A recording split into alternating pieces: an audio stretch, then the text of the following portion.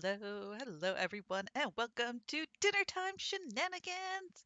I had to change my lunchtime shenanigans to dinner time as my work schedule demanded it. Curse that work and their scheduling. That's okay, I don't mind. Come in here at night, chill with you guys, have fun. Good way to unwind at the end of the day, you know? At least I think so. Could be wrong, but hey, I hope you'll join me for some fun. Today we will be falling in love for our dream daddy. I did ask my dad to pick a dad for us to fall in love with, and he has picked Joseph, the minister dad. Yes, my dad does kind of know what this game is about, and he is always helpful picking these. So I'm like, Dad, what dad should I date? I mean, who better to pick than my actual dad, right? It's the best. He's the best. That's why I love him. I'm trying to convince him to come visit, but that's what it is. Anywho, hope you're all doing well tonight. I hope you're excited to get in on this minister dad. Ooh, should be fun. We're going to be doing the good ending. Now, I do plan to get the mysterious ending at the end, but you're going to have to wait till we finish all the dads to do it. Mostly because it's kind of a pain to get to. And besides, I want it to be the big finale. So let's jump right in.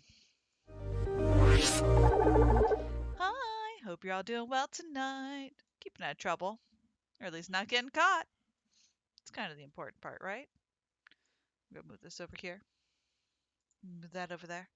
So we can have the dream daddy. I'm gonna fix the camera a little bit because it's still a little wonky from Chrono Trigger, which I will be playing tomorrow. And yes, we're starting over again because the Lavos was too much for Steam. Steam could not handle Lavos, so it crashed many times. So, rich dad, poor dad, we have not. So now, as you can see right here, I have done this ending, so I do know it, but it's still fun to do. You gotta have fun. So let's start. Let's unmute it. Turn it up a little. All right. We're gonna pretend to be dead. Ugh. Well, because remember, we're moving to our new house in the cul-de-sac. Build that dad. All right, let's build this dad. Let's see here. Let's do. We'll do the binder build, whatever that means.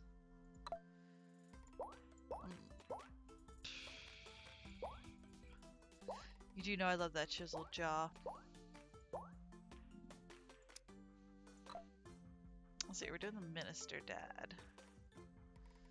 So we kind of want to look like maybe a good boy. Let's see, what hair have we not done? A quiff hair.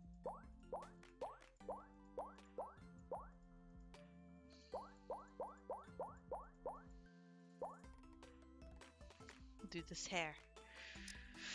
It'll be lavender. Because why not? Ours eyes. We've done those eyes. Let's texting down.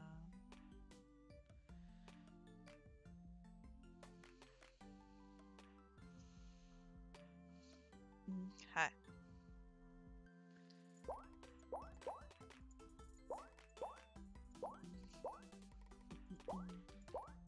He just looks so tired. No, let's do hard eyes. It'll be doki doki.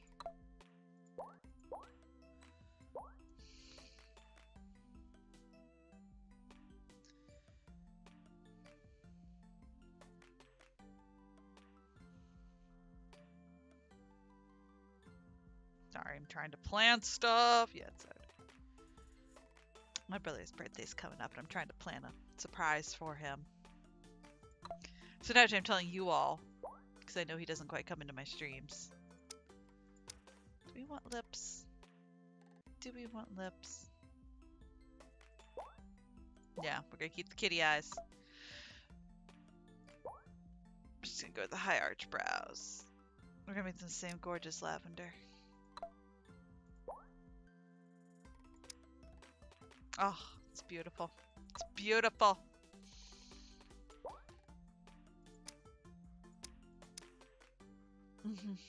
I just like those glasses best.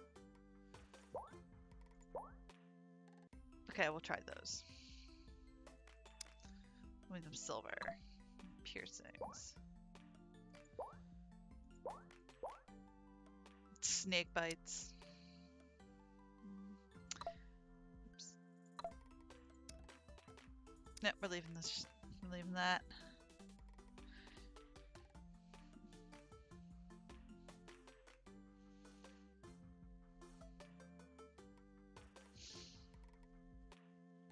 Sorry, looks like plans might go good. Clothing. Clothing. Let's see. Sagan is number 1. Might as well go with the heart. Name that dad. Now we need a name. We need a name! Let's see here. We'll name him Hearts Vega. No, because the teacher's last name is Vega. Oops, wrong button. Ha ha ha.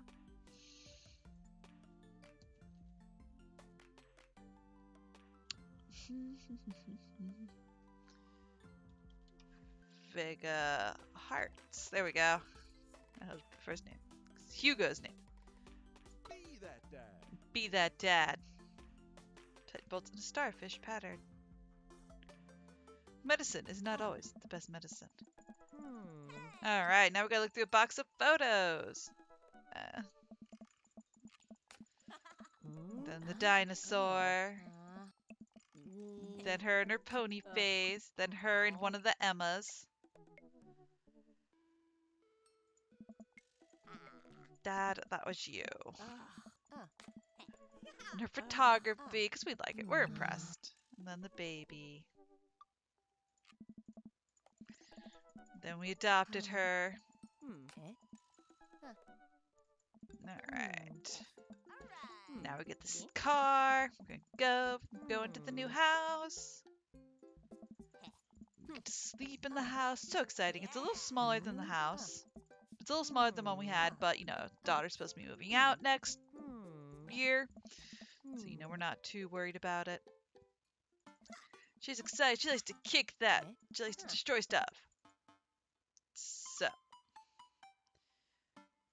we just coffee. Let's go some coffee. I don't have coffee. I know I didn't make any. I should have. I thought about it. But then I didn't. Oh. Look at our hunky dad. I can't wait for this dad. He is the hot dad. Hey, dude. Hey. He's so cute because he gets nervous. Iced tea, good choice. Hey. Oh. Then they get all cute. He's so cute. Then we meet Robert in the corner, who's just brooding as usual. I mean, it's Robert. That's what he's gonna do. Hey. And he gives us some amazing banana bread for us to get a good name for. Now let's see here. We're gonna do right said bread. And he loves it, of course, because he is hipster dad. And I'm vaguely hipster dad. Alright, let's get back to unpacking.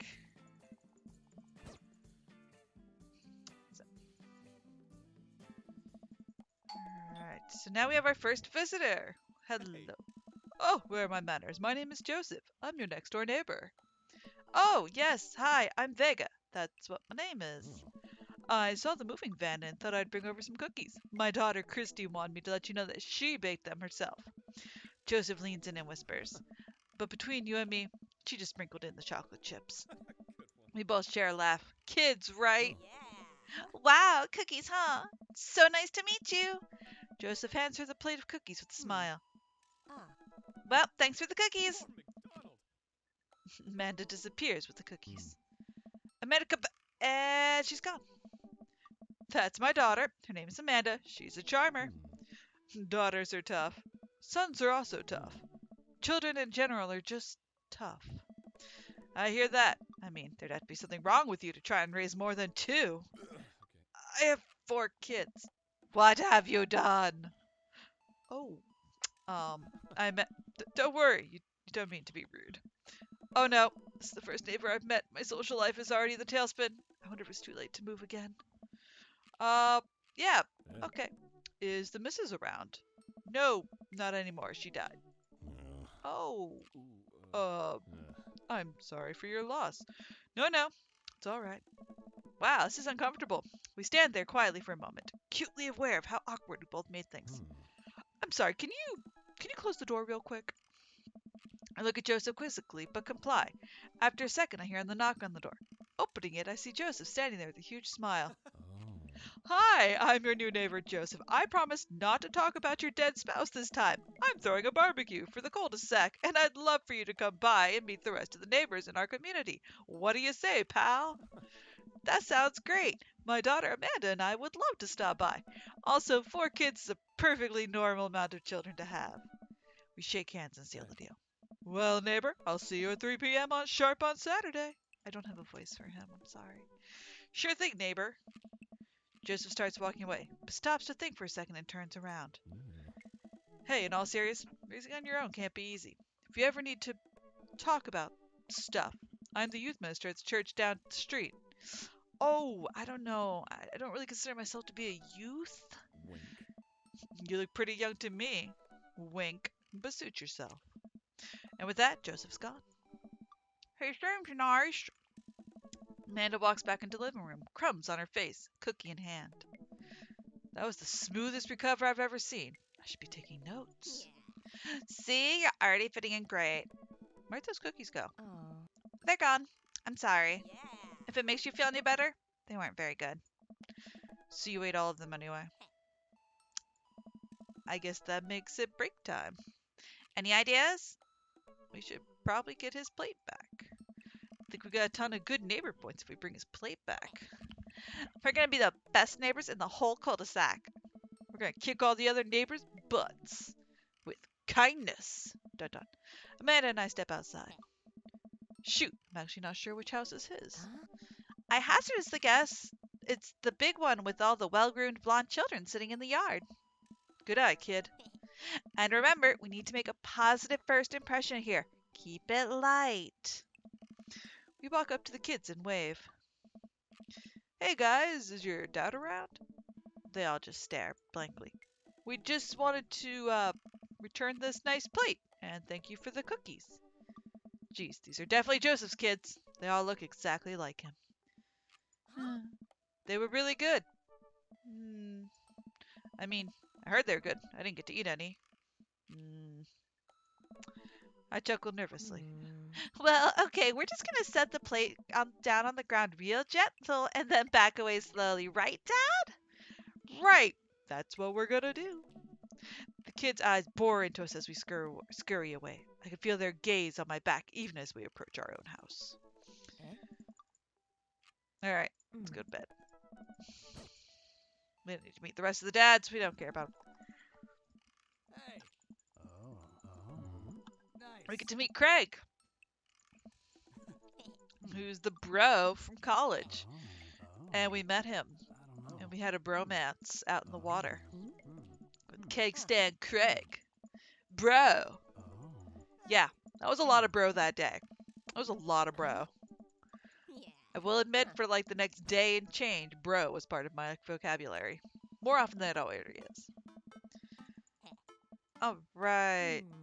Now she's like, oh, I'm going to go to the college.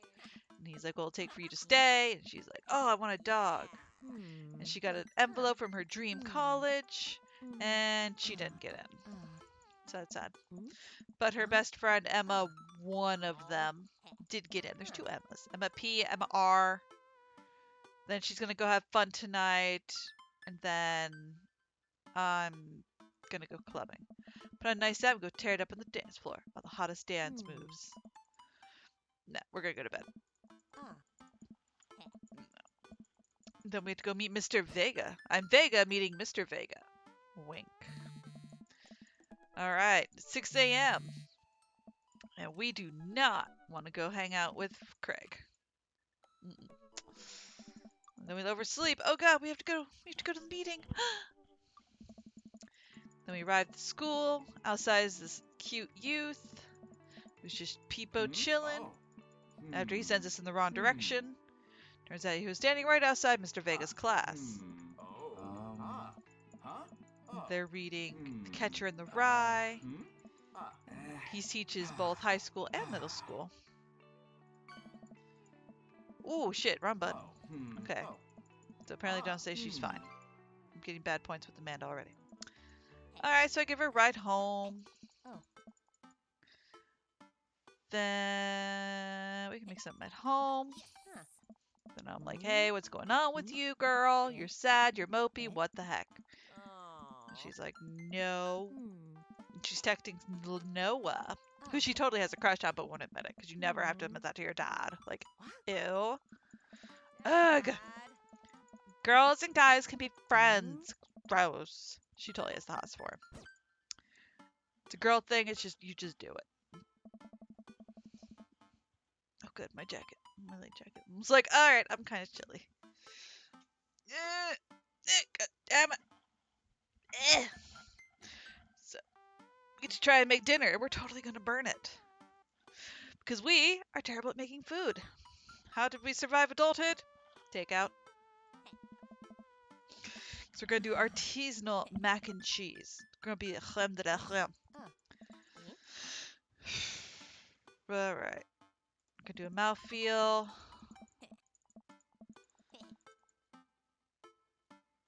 I'm gonna do one word. Then we're gonna check on the bacon. The sucker flip. Nice. Cause grease fire. Proud of you. Made you feel it. We literally just moved in here and I'm dead set on not burning down this place down. Eyes like a hawk.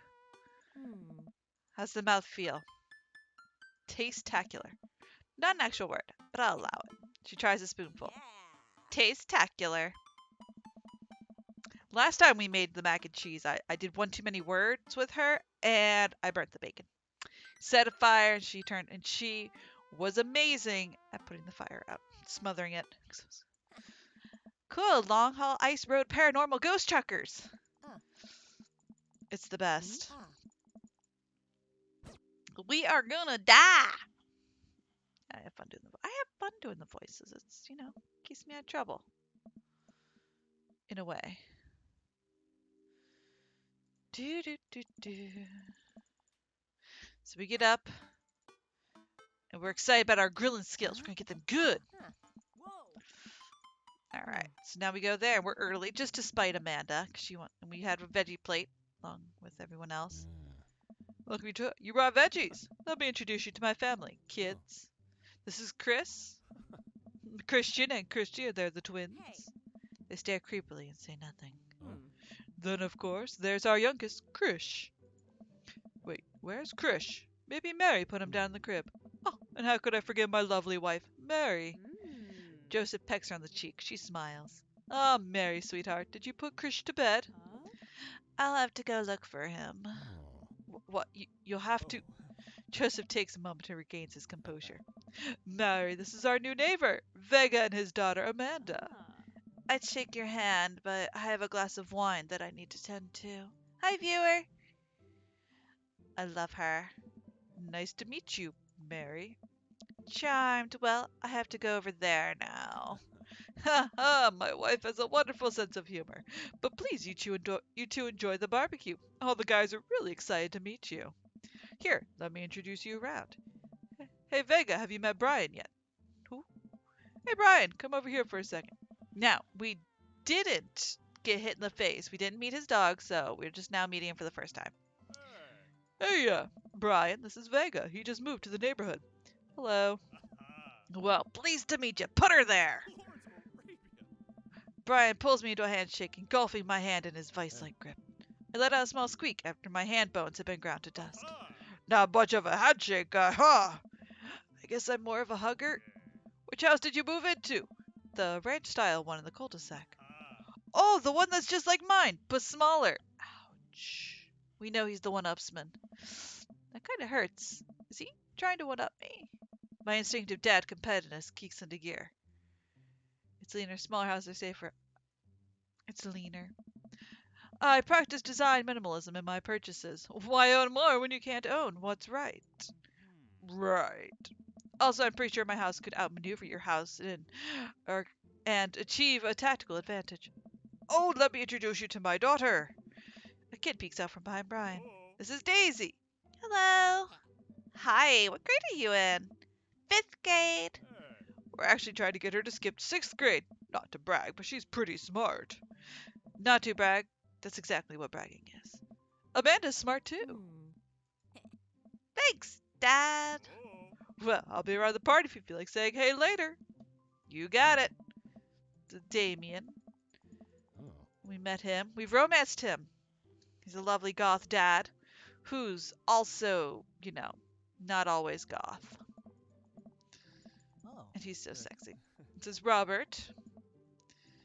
He always makes up strange stories. Mm. He's also usually drunk. All right. We're going to go get food.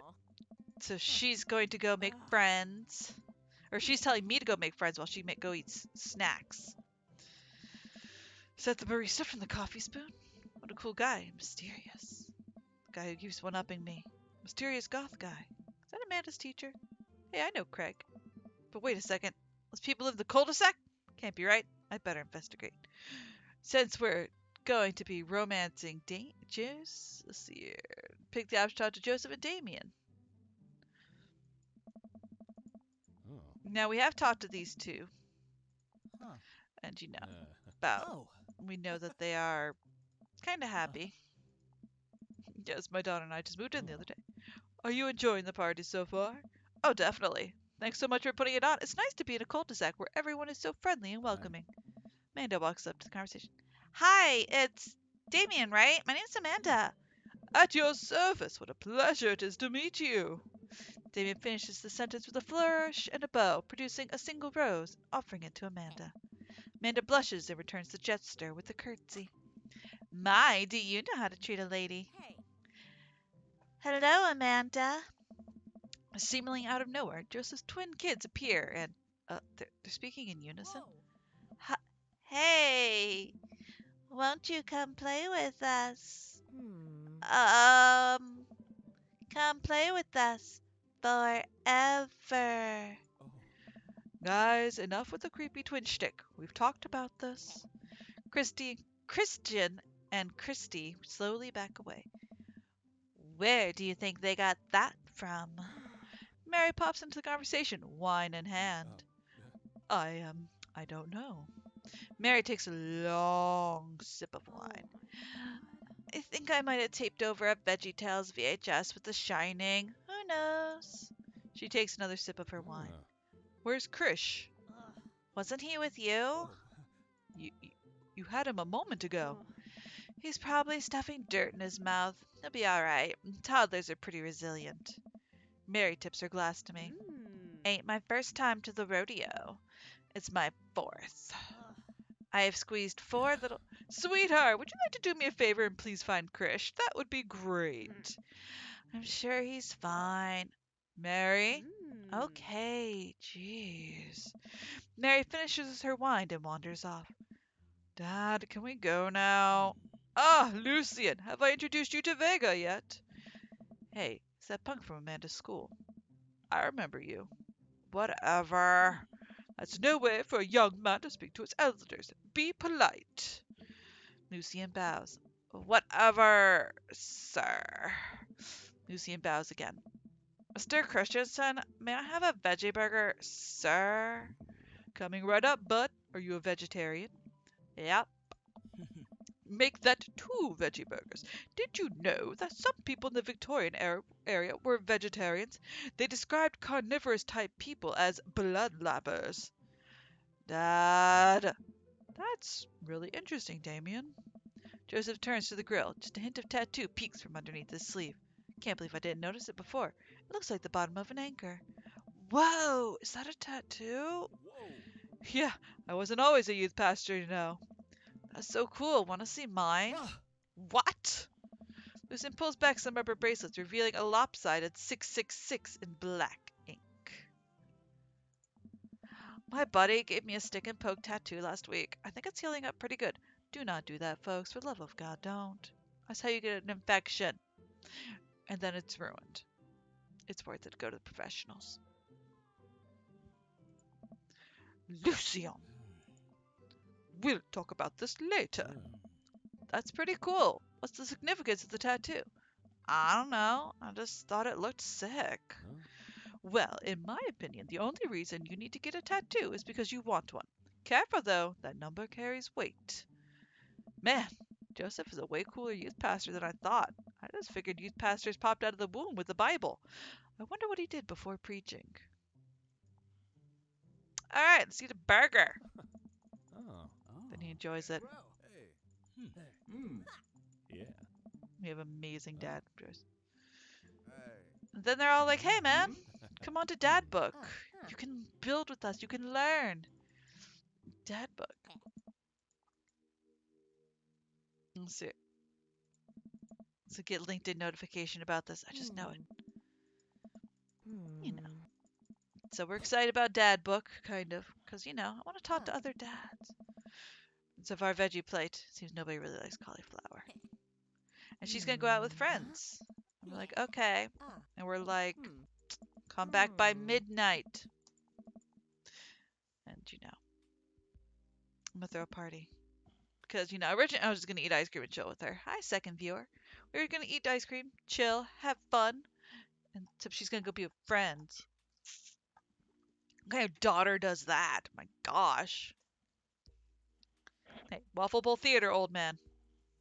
I used to do that with my dad on the weekends. We'd do what we called Waffle Bowl Theater, where we'd get waffle ice. We'd go Dairy Queen and get waffle bowls with ice cream in it, and then we had this DVD box set of like 100 greatest classic horror movies. I think only like 10 of them were actually in color, and a couple of them had no sound, had no, were silent films. Great choice. So we would just do like a random number generator or roll a die if I happen to have one. And we just pick one. And whatever it was, we'd watch it and eat ice cream. Or we'd watch like Godzilla movies if we were in the mood. It was a lot of fun. It was a lot of fun. I miss that dearly. Maybe I'll convince my dad to do it this weekend. If I can convince him to come up. I'm trying. Let's see here. So she's gonna go have fun. We're gonna watch some TV, some bad cooking shows. Then I'm trying to text her, and I'm like, "Hey, where are you?" And she's not responding. I'm like, I'm starting to freak out. I'm like, "Hey, please text me. Know you're okay. Come on." She doesn't come home till an hour and a half later, so she is super late to curfew. I've done that once. Once. My father was very, very, very angry. Didn't help. I accidentally almost got him arrested. Just because I went to a later movie than the one I said I was going to. And he's driving around because I didn't tell him I was going to our later movie. So he's driving around looking for us, and he's in his work van, which is like a white panel van with, racks in the back. It's just a dad walking around looking for his lost kid. And eventually the police stopped him because they're like, "Hey, what are you doing?" And I walked out of the theater at that point, and he's like, "There's my daughter." And I was just like deer in headlights, like, oh crap. It didn't go well. I think I was like 14, if that. I was like, yeah, I want to say I was like 14. Oh my god, my dad was so pissed. Good times. Good times. So I'm mad. She's mad. And she's all like, whatever. I'm all like, oh hell no. And just telling her I was scared. Because I really want her to be. I want her to know I'm worried about her. We're not doing the bad, ending. Eventually I'm gonna do that. So I make her scrambled eggs in the morning. No. I apologize. Look cute. And I make her some eggs. And then she's gonna help me set up Dad Book. Because so we get to set up our Dad Book. On a Friday night, we are most likely to polish and sort my coin collection. If you had one thing to take on a desert island, it would be boat. What are your turn-ons? A well-manicured lawn. What did you want to be when you grew up? A salty boat captain. Yar. What's your favorite movie? Rom-coms. 100%. What is your ideal date? Doing 1,000 puzzle pieces together. Go geocache above arson. I mean, yeah. Napping together. Ooh, that's a good one, but we're doing 1,000 pieces. Would you never leave home without a sensible cardigan? That's a potential end of the world. All right. There we go. Now I have to go. No, I have no idea what I do for a living. I have no clue. You've got dads. What's funny is there's people here who won't know what that means.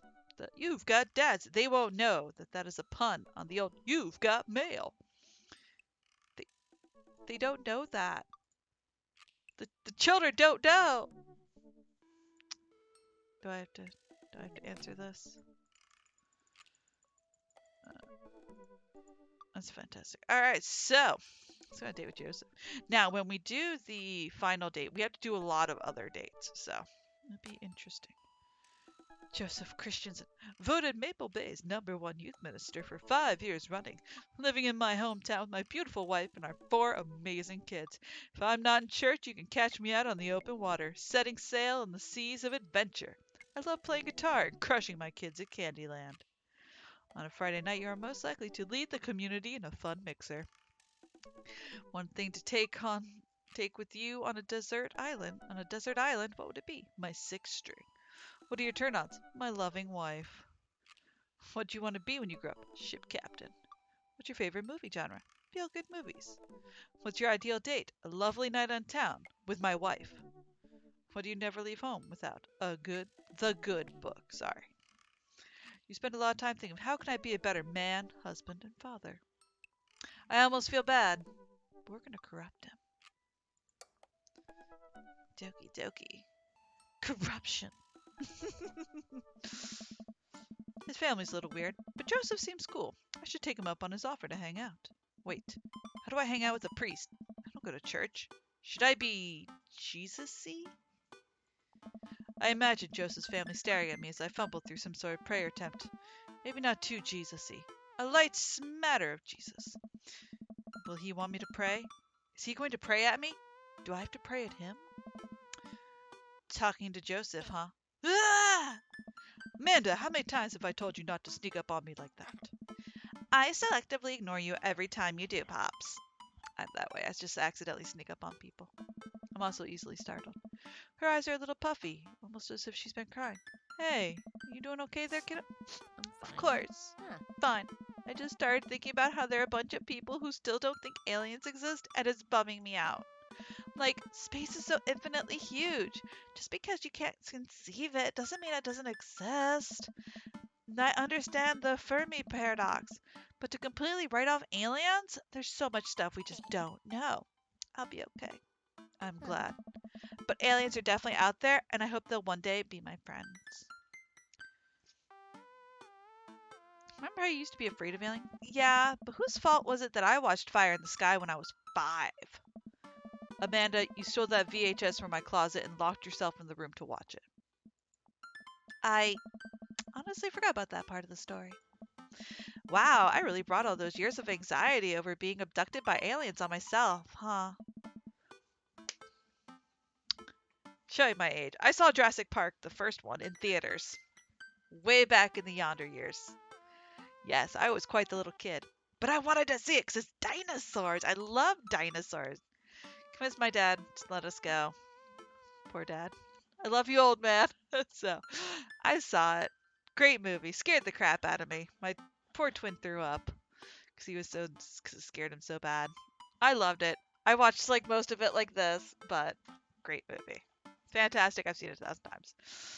Then on the way home, then when we got home, my dad's house, like he lived out in the middle of like acreage, so there's just trees everywhere. There was orange fields down the road, but like we were out in the middle of nowhere. So there's like nothing. There's no lights, no neighbors, and the way the trees looked in the moonlight, swear to you they were dinosaurs. Totally dinosaurs in the backyard. My aunt knows it too. There were dinosaurs. I was convinced. Still convinced. Great movie. And now you want your new best friend to be an alien. Look at that personal progress. But seriously, you know you can talk to me about anything, right? Yeah, that's why I'm talking about aliens with you. Okay, just remember that it's okay to be sad. And also remember that I love you very much and only want what's best for you. That's all. All right, all right. Don't make me cry again. Amanda looks over my shoulder at the screen.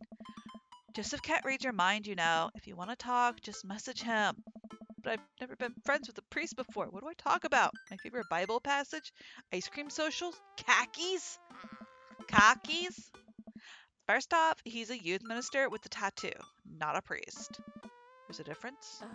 Ugh, you're overthinking it, Dad. Listen, just put it like this. Hello, neighbor. Thanks again for the invite to the BBQ. I'd love to hang out soon if you're not too busy. Isn't that a little too business casual? Fine, fine. Give me the keyboard. I got this. Amanda focuses on the keys. Hi, Joseph. It was great meeting you and your family. I'm still new around here, so if you'd like, I'd love to hang out and get to know you. See ya. Smiley face. Ooh, 3 viewers. Hi, viewers. That's a nice smiley's a nice touch. That's how, like, whenever I had to text from my dad, um, that's how everybody knew it was me texting and not my dad because there was punctuation. There's commas, proper punctuation, capitalization. Instantly, they're like, "Oh, hey Shelby, how's your dad?" And I'm like, "Oh, he's driving." They're like, "Okay, well, just ask him this question." What do you say? Hi, Vega. If you're not doing anything in a bit, the kids and I are baking treats for the church bake sale today, and we'd love it to have you over. I know it'll be a blast, so let me know. Joseph. Huh, that wasn't so bad. He used a lot of exclamation points. He's a girl. I'm more concerned about him signing his name with a tilde. Yes, that's what it's called. I'm willing to let it slide this time. I respond back. Sounds like fun, Vega. Great, come by the house as soon as you're ready. We'll be here. Well, I guess I'm doing this. I have 3 viewers. Yee! Sorry, kind of excited. I like it. It's exciting. Save a brownie for me. Promise you won't sneak up on me anymore? Amanda stares at me, unblinking. I don't make promises I can't keep. Real to a fault, Pops. And Dad, please don't be weird about the religion thing. Me? Weird? Never. Damien the leper, Dad. Damien the leper. Story of that is I was at my dad's friend's son's christening thing, and it was in a beautiful Catholic church, absolutely beautiful. So I knew it wasn't a baptism; it's a christening. It's very pretty. My dad and I were sitting there, the black sheep of the group. We're kind of just huddled inside. And first off, my father points out that the Jesus on the cross is swole, super swole. He's like, "Hey, I wonder if he lifts, you know." 'Cause he's like, it was hipster Jesus. That's how my father called him. I'm like, "Dad, stop. Stop." And then he looks to Damien the leopard. He's like, "Hey, hey." He's whispering this during the ceremony. It's like, doesn't Damien the leopard look just like Steven Seagal? This is a stained glass. And I look, it looks just like freaking Steven Seagal. Like, in, like, robes. And I'm trying not to laugh. I'm trying really hard not to laugh, and I just end up elbowing my dad and telling him he's a terrible father. But it was just fucking Damien the leopard. I made the short walk over to Joseph's place. Don't be weird, Vega. But what if they hang up a bunch of crosses? Or collect those little porcelain babies? What if they're all praying? Do they pray before dinner? During dinner? Over the porcelain babies? The door begins to creak open. A shadowy figure obscures the other side. Who's there? Vega? The door opens the rest of the way. It's Joseph's eldest. What's his name? Hey. Hey, Now we know he's Chris. Krish is the youngest. Christian and Christy are the twins. Hi again, I'm Vega. I know what your name is. Oh yeah, we met at the barbecue. How's the please don't say it. Jesus? Chris blinks slowly. Maybe he didn't hear that. You're weird. Is your dad? Before I finish, Chris walks into the adjacent room, leaving me in the front of the open doorway. Home? That was a great first impression. For a moment, I wonder if I should go in, further subjecting Joseph's family to my winning attitude and artful charisma. Mercifully, Joseph, he peeks his head around the corner. Then peeks his head around the corner? Vega, you made it! Joseph approaches me with arms wide. I'm so glad you could come by. Are you ready to bake? I am not. As ready as I'll ever be. That's the kind of semi-confidence I like to see in a baking assistant. Come on in. Aye. Joseph leads me into a bright, spacious home full of nautical knickknacks. This isn't what I imagined at all. It's actually pretty charming. Oh. I believe you met Chris, who left you outside. Oh. Chris. Hmm. Are you going to apologize? Oh, right. Sorry. Tried to make eye contact with Chris, but he keeps looking the other way. He must be really shy. It's all right. Next time, just be a little more inviting to our guests, all right? Sure. Chris seems to relish the chance to escape the conversation and quickly vanishes into his room. Joseph turns to me apologetically. Yeah. Don't take it personally. Chris likes to keep to himself. I mean, we didn't start off on the best foot in the world. Plus, being the eldest in a big family can't be easy. We try to cut him a little slack where we can. And here are the twins. Christian, Christy, say hello to Vega. Hello, Father. Hello, Vega. Oh. Kids, come on. Dial it back on the creepy twin stick. Creepy twin stick. Oh gosh. Oh gosh. Egg them on. Can you two say, come play with us, Danny? Oh. Oh no. The twins stare up unblinkingly, unison. Come play with us, Danny. Yeah. Joseph covers his mouth and looks away, but he's clearly holding back a big laugh. This is it. This is my Dad World Series. Okay, now say, please help us, Mothra. Please help us, Mothra. Oh, have Mothra. Ghidorah, why are you over there? So Ghidorah is, my cat's name is Ghidorah. He's over there. If you did not know, Ghidorah is the giant three-headed monster from Godzilla, the greatest villain of all time. He's my favorite, which is why I named my cat after him. But he's currently like looking away from me because he doesn't want me to pick him up. No, I can't take it. Joseph is trying his best not to break in front of his kids. The twins seem to be catching on, looking eager to bust their dad. But can we keep it up? Go with something obscure. Now say, he who walks behind the rose. Twins tilt their head in confusion. Uh-oh. He walks, he who Oh. behind some rose. The room is silent besides Joseph absolutely losing his mind. The last flub really sealed it.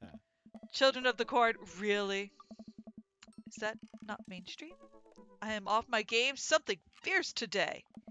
Great job, guys. We're scary. I was very scared. Joseph can't take it anymore. Despite his quiet protestations, he's laughing pretty hard into his hand. The kids giggle with him. The twins, obviously pleased with their new arsenal of spooky weapons, leave the room to terrorize the rest of the community. My work here is done. Nice. I'm going to be hearing those lines for weeks. Next time we hang out, I'll try to teach them some lines from The Thing. The Thing is my favorite spooky movie. It really is. I love it. It's so good. Oh. Alright, so it looks like we've got a bit of a troublemaker on our hands. You think you can out-trouble a career pro? I don't know about that. Douglas. I'm suddenly interrupted by a loud crash from the kitchen. Hmm. What now? That doesn't sound good. Christy? No one responds. Joseph furrows his brow and motions me to stay where I am. Oh. Wait here a minute.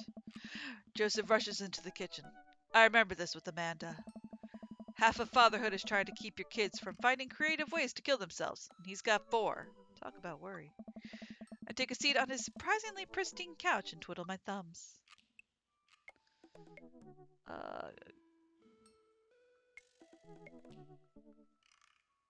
This isn't here. It's not here.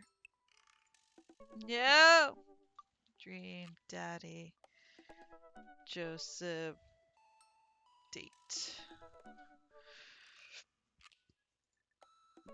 Fine, I can't spell Joseph.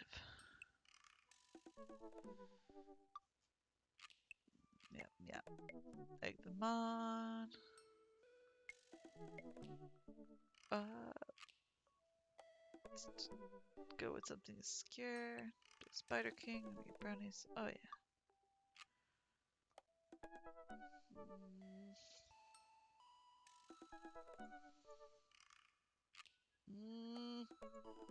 Nobody's got this answer. Not sure the results of these, but you can click the first 3 mutually. Okay. So this has nothing to do with it. Examine the bookshelf. It's a pretty sturdy bookshelf. Looks handmade. Joseph built this? There's a big staff of what looks like a traveling magazine. Hyenas of the Serengeti, the underworld, the underwater mysteries of the Antarctic, and on and on. Seems like Joseph really loves a good adventure. Unless this is a Mary thing. Who knows? Next to them are a couple different Bibles. Looks like he's also covering all the Bible bases. King James, New American Standard, the Bible for teens. He's a cool youth minister after all. On a higher shelf, there are a bunch of old romance novels. Judging by the wine stains, these must be Mary's. The newest one looks like Hot Body Johnson, Sex Detective. The 8th installment in... Wait, this is a series? They're good. Not gonna lie. Although he needs the Lawcats Bible. He needs it. In case you youngins don't know. There are lawcats. Lawcats are the reasons your animals don't speak properly. Like, the cats will say, I can has tuna, instead of may I have tuna. It's I can has. You know.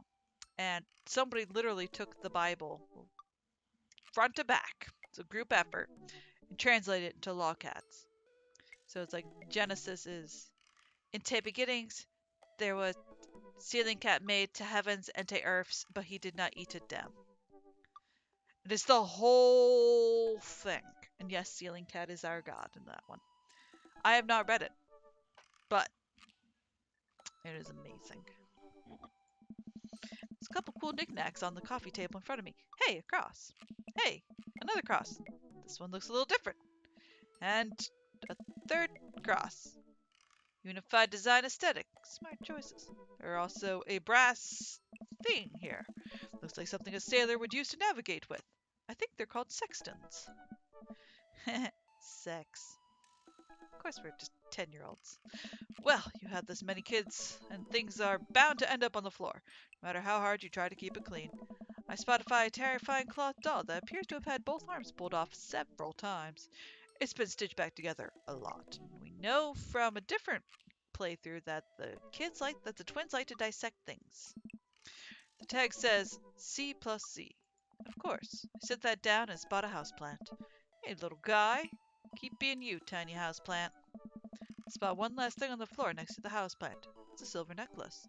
Wow, this looks expensive for something casually tossed on the floor. If there's a store here, it's none of my business. It's been a while. I guess I should go into the kitchen and see what's up. I walk into the kitchen to find Joseph holding Christy in one arm. She seems a lot calmer now than she was a minute ago. That's a KitchenAid. I would not let my child of any age 10 play with my KitchenAid unattended. I didn't get my KitchenAid till I was an adult. Literally, I've had mine for about a year. I raise an eyebrow at Joseph. The twins are a lot more manageable when they're separated. Where's Christian? He ran off. Christy dips a spoon into the brownie batter and gives it a taste. Dad, it's too sweet. You're too sweet. No, I'm not. You're so sweet, we might have to water you down. with spiders. No, not spiders! Joseph begins tickling Christy with his free hand. Between the laughing and the squirming, I don't know how he's got a hold of her. That girl is locked in place. The man's a professional child wrangler. Christy fixes me with the best puppy dog eyes. Save me from the spiders! Oh, we're gonna spoon duel the Spider King. I grab a wooden spoon and point in Joseph's directing. Unhand her, foul beast! Okay, Vega the Valiant, let's see what you've got. You may have defeated me at Tarantula Ridge, but now I have the upper hand. Joseph gently puts Christy down behind him. Have you come to squash me, knight, or have you fallen into my web? I'm no mere fly, Spider King. Now, en garde! For a minute or so, Joseph and I mock duel with the two dumbest-looking spoons in the room. Eventually, I strike a killing blow in the invisible heart between his arm and his body, and Joseph recoils in horror. Blast! I am defeated! You could never best me, Spider King, for I have the power of... I sneak a taste from the brownie batter. The magic! Oh, man, that is way too sweet. Christy begins jumping up and down excitedly. My hero! Christy hugs my leg before making a surprisingly fast exit. Hey, wait, do you want to pick brownies with us? Christy hesitates and shakes her head no again. Sparkle Pony. Sparkle Pony? Joseph looks confused. You don't want to bake with Dad now? You want to play with Sparkle Pony? Yes. Okay, go. Before Joseph could even finish his sentence, Christy is out on the door and down the hall. Ahead. Joseph sighs deeply as he stares into the chocolate batter. He tastes it again, face twisting. And that's still way too sweet. So what made that crash? Egg beater on linoleum 4. Ooh. It's my new techno single. Still haven't thought of a B-side. Now we're both looking into the batter. It's got a sickly sheen of sugar and chocolate candies throughout. I have a feeling that Christy has something to do with this. We need a fresh start. Oh, yeah, like I said, I'm not really a baker, but... Excellent. Oh, don't even sweat it. The bag came with instructions that have mysteriously vanished along with my daughter. So we'll probably be fine. Probably. Nice. Yeah, probably. He certainly looks confident. All right, Vega, you bake a cake from a box before once? How hard could it be? Now grab a spoon and get ready to rock. Mario Batali, save me. Joseph and I set to work, cracking the eggs and mixing the things and then pouring the things according to how we assumed the back of the box would tell us. Things go according to plan, and soon enough we have a solid batch of brownies. Whew. Wait. Joseph has a little dot of batter on his nose. Cute. Wow, Vega, way to use those dad skills. Bet you baked a few box mixes in your time. His nose. Joseph. All we had to do was bring these to the bake sale and voila! Duty done. Now help me find Christy. Keep your eye out for a pony that sparkles. Joseph, hold still. What? Thumb in position. And... Got it. Joseph's eyes go wide as I gently wipe the chocolate off his nose. Is he blushing?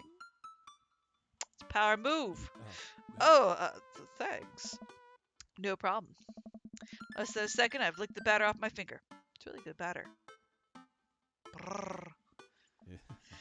We should find Christy. Yes, we should do that, Vega. Joseph quickly composes himself. All right, she can't be far. You take Delta position, I'll watch your 6. Do you even know what that means? Alpha Tango Sparkle. Roger, roger. Joseph starts making his way down the hall and calls back to me. Take the brownies and the rest of the stuff I baked earlier today while I get Christy. We'll meet you out by the car. Joseph, Christy, and I arrive at the church parking lot to find fold-out tables and pop-up tents already set up. Looks like the bake sale's in full swing. Oh man, I want some brownies. I don't even have batter. I can't even have stuff to make them. Brownies are the best, especially when they're fudgy and just gooey. Okay. Wow, this place is packed. Is this packed? There are a few people milling around. Must be a value pack. If you can count a city's population on your fingers and toes, this counts as packed. Point. Christy rockets out of the car and into the lot. Is she running on jet fuel? I want to sell brownies.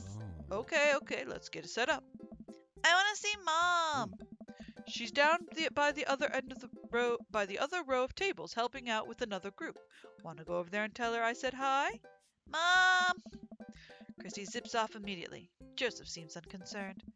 Does she always run that fast? Yes. Yeah, and I can only catch her half the time. These knees aren't what they used to be.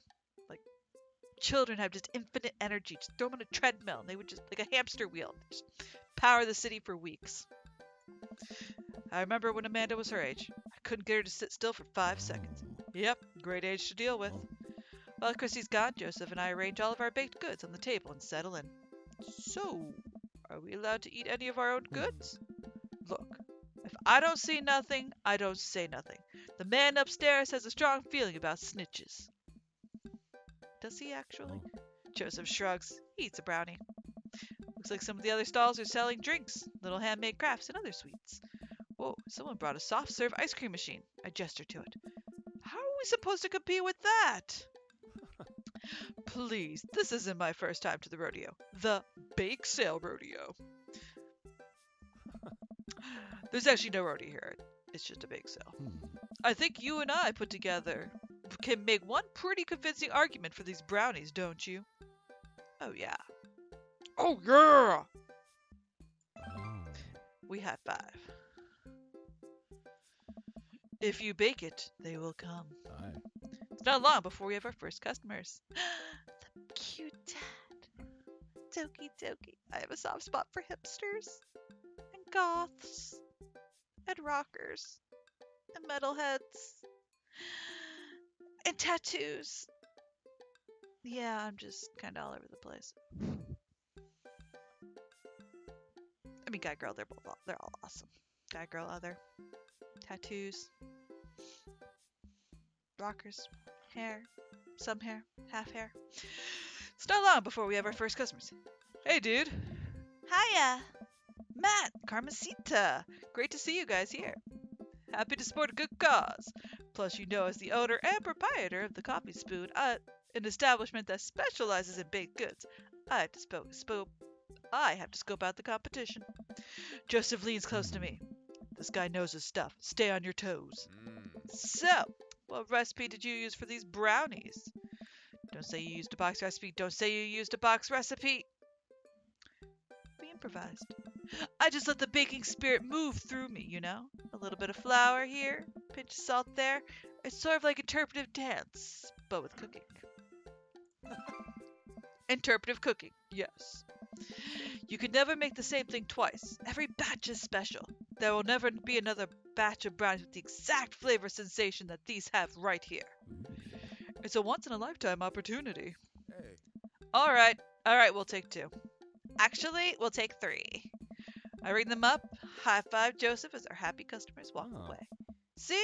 Not so hard. Yeah, hot off the good feelings from the last sale. Who's next?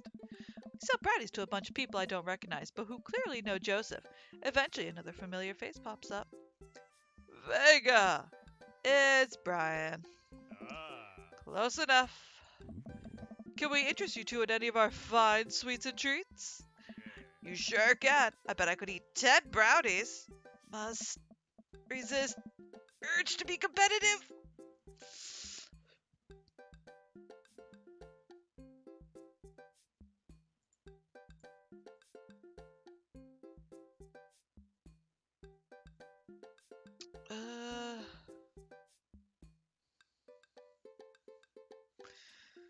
What does the hashtag mean?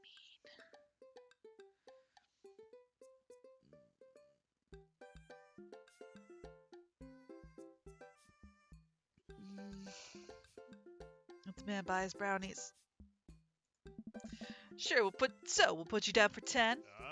Ha! Better make it just 2. 1 for me and 1 for Daisy. Coming right up. You excited for the youth group movie night, Daisy? Yeah, what's the movie? It's a surprise. Joseph leans over to me. It's The Fast and the Furious. Oh boy. Oh. Really. If you think about it, there's some heavy religious undertones. Joseph hands it back to Daisy. I made sure to give you guys the edges. Clearly the superior part of the brownie topography. Thanks, Joseph.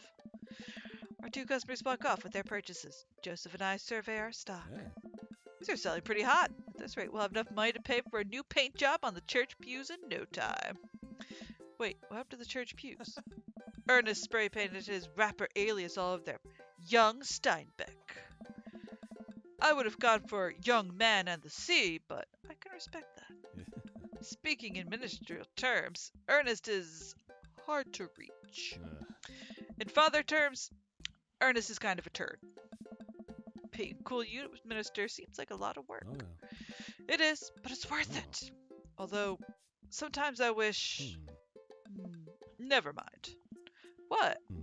It's kind of silly, but... Do you ever wish you could just drop everything and go lounge around on a beach somewhere in the tropics, drink fruity blended beverages, fall asleep in a hammock, basically live out a Jimmy Buffett song? Here in Florida, we have a place literally called Margaritaville outside Orlando near Disney. It is literally a Margaritaville. Just think of a Jimmy Buffett song, and this is it personified. They have walk-in beaches and like bars everywhere, and you can rent little bungalows. It's majestic and expensive, but majestic. Joseph, I think about this every single day of my life. My dream is to live in Margaritaville. Well, I can tell you, it's in Orlando. It's a little before Orlando. I think it's technically in Kissimmee or Lake Wales. It's around Orlando. Trust me. Oh. One day, my friend. One day we'll be on island time. This is so much funnier now that Margaritaville exists. And it's an actual resort. We make a couple more sales to some more church patrons. Everything seems to be going smoothly. Off in the distance, I spot my old buddy Craig. Craig! He's going to be a hard sell. Craig's a fitness man. I think he comes to these bake sales to test himself, to see if he has the resolve to refuse the processed sugar. Are you ready for this? We go way back. I got this. Craig jogs up to our table with Briar and Hazel in tow. They each finish an ice cream cone, so it's unlikely we're going to sell them on brownies too. Probably won't be able to sell the baby. She's impossible to read. It all comes down to Craig. Hey, Bruce. Hi, Uncle Joseph. Hey, Amanda's dad.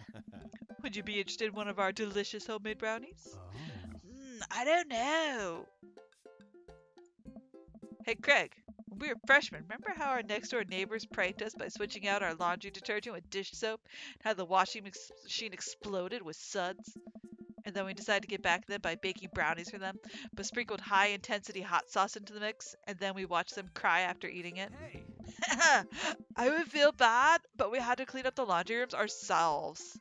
Anyway, these brownies are like that, but without the hot sauce. Maybe you should get one more, for old time's sake. I don't know. Craig thinks for a second. Oh. Well, the girls just want a game. Oh. You know what? We'll take one for each of us. Even River? Oh. I'll eat hers. You've got yourself a deal. Woo-hoo-hoo. The day winds down. We're pretty much out of items to sell. Everyone starts packing up. Christy eventually comes back and immediately falls asleep in Joseph's folding chair. Boxed mix. Mary saunters up to us. She looked like she'd rather be anywhere else than here. Oh, hi, honey. Yep, they're selling like hotcakes. Which is, actually, they're just brownies. Cute. And boring and safe. Hey, Mary. Mary's eyes dart over to me. What's the rookie doing here? Yeah. I was just hoping to introduce Vega to the rest of the community.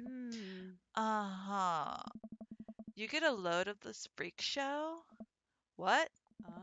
Weird folk is all. Holier than thou types. Hey.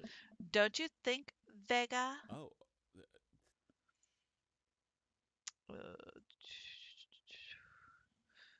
Mary, let the kid answer the question. They seem nice, you know. They all seemed like they're really excited to help out the church. That's pretty cool, I guess. Mary, can we talk about this later? Oh, am I embarrassing you in front of your new friend? Joseph doesn't respond, trying his hardest to keep his Oh. cool. Can we please talk about this another later? Sure thing, honey bear. Ah. Mary turns her attention to me. Hand over the cash. Uh, Ah. Jesus, I'm not trying to rob you. I'm in charge of the funds here. I hand over the cash we made. Feels like a hefty wad, if I may say so myself. Wink. Hmm. Thanks. Ah. Now give me your wallet. What? Hey. Give me your wallet. You think this church is gonna fix itself? Oh. Mary, I'm Hmm. kidding. I'm kidding. Sorry. I'll work on the whole pretending to be happy thing. Mary leans in and whispers to me, Hmm. He's really good at it. Mary walks off without saying goodbye. Yeesh. Um, really sorry about that. You know what? This brownie will alleviate the situation. Take a brownie, split it in half, offering it to Joseph. He takes it. We eat. How's that feel? Better. Oh. You ready to head out? We go to Margarita's house. Joseph and I load the folding table back into my car. Christy nods off the moment Joseph straps her into the car seat. Oh. But we took his car, so it's in your trunk? Did you both cars? I drop Joseph off in front of his house. Small yawn sneaks out of me. Looks like I tuckered you out, huh? I'm a sleepy dad. I think I might finally be crashing from all that sugar. Ha! I won't keep you up then. Thanks for helping out today. Happy to do it. Also happy to eat brownies. Well, next time I promise we'll do something a bit more exciting and a bit less free labor. And I'm sorry about the whole thing with Mary. You shouldn't have had to see that. It's fine, really. I know, but first hangout domestic problems aren't a good look. You barely know me. Yeah. Let me make it up to you next time. It won't be Margaritaville, but we'll do something fun. I promise. I smile. I'd like that. Yeah. Oh, and one last thing. Joseph tosses a cling wrapped brownie through the window. It hits me in the face, but I'm able to catch it. Oh. It's the last one.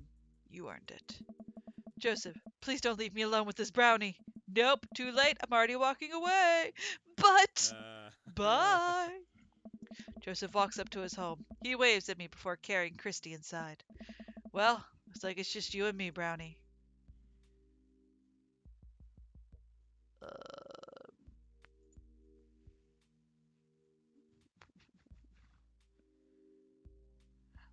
Um, uh,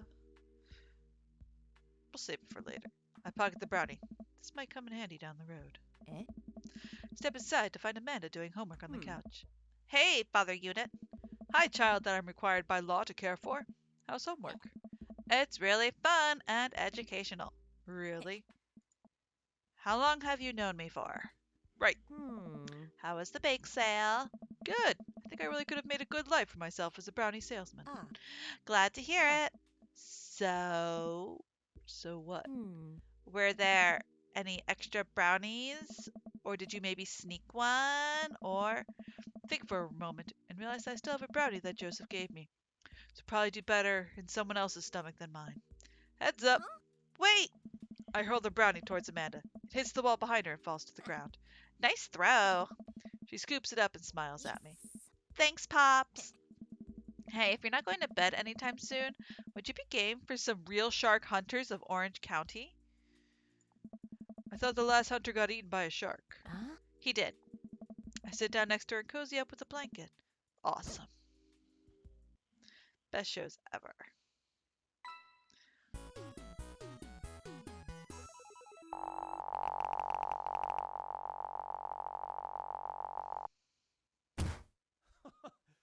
I've never had that much fun in my life. That was awesome. Thank you. Thank you. Always. Always. Cause. Mail truck. Alright, so this is when the daughter gets her letter from the next school she wanted to go to, and she gets in. Hmm. She's so excited, and she's worried because she is going to be moving like 14 hours away, but she's super excited about it. I offer to take her out to dinner, and she just wants to get food truck burritos, which I am fully understanding because they're amazing. And Hmm. then we go, and then there's just love Doki Doki. You know, Welcome. You've got dads. let's see who messages next. Poker! Yeah, we'll do poker. Poker, I hardly know her. There it is. Good talk. Lose that money. So we're gonna go play poker with the guys. Joseph, first date's house, finally done.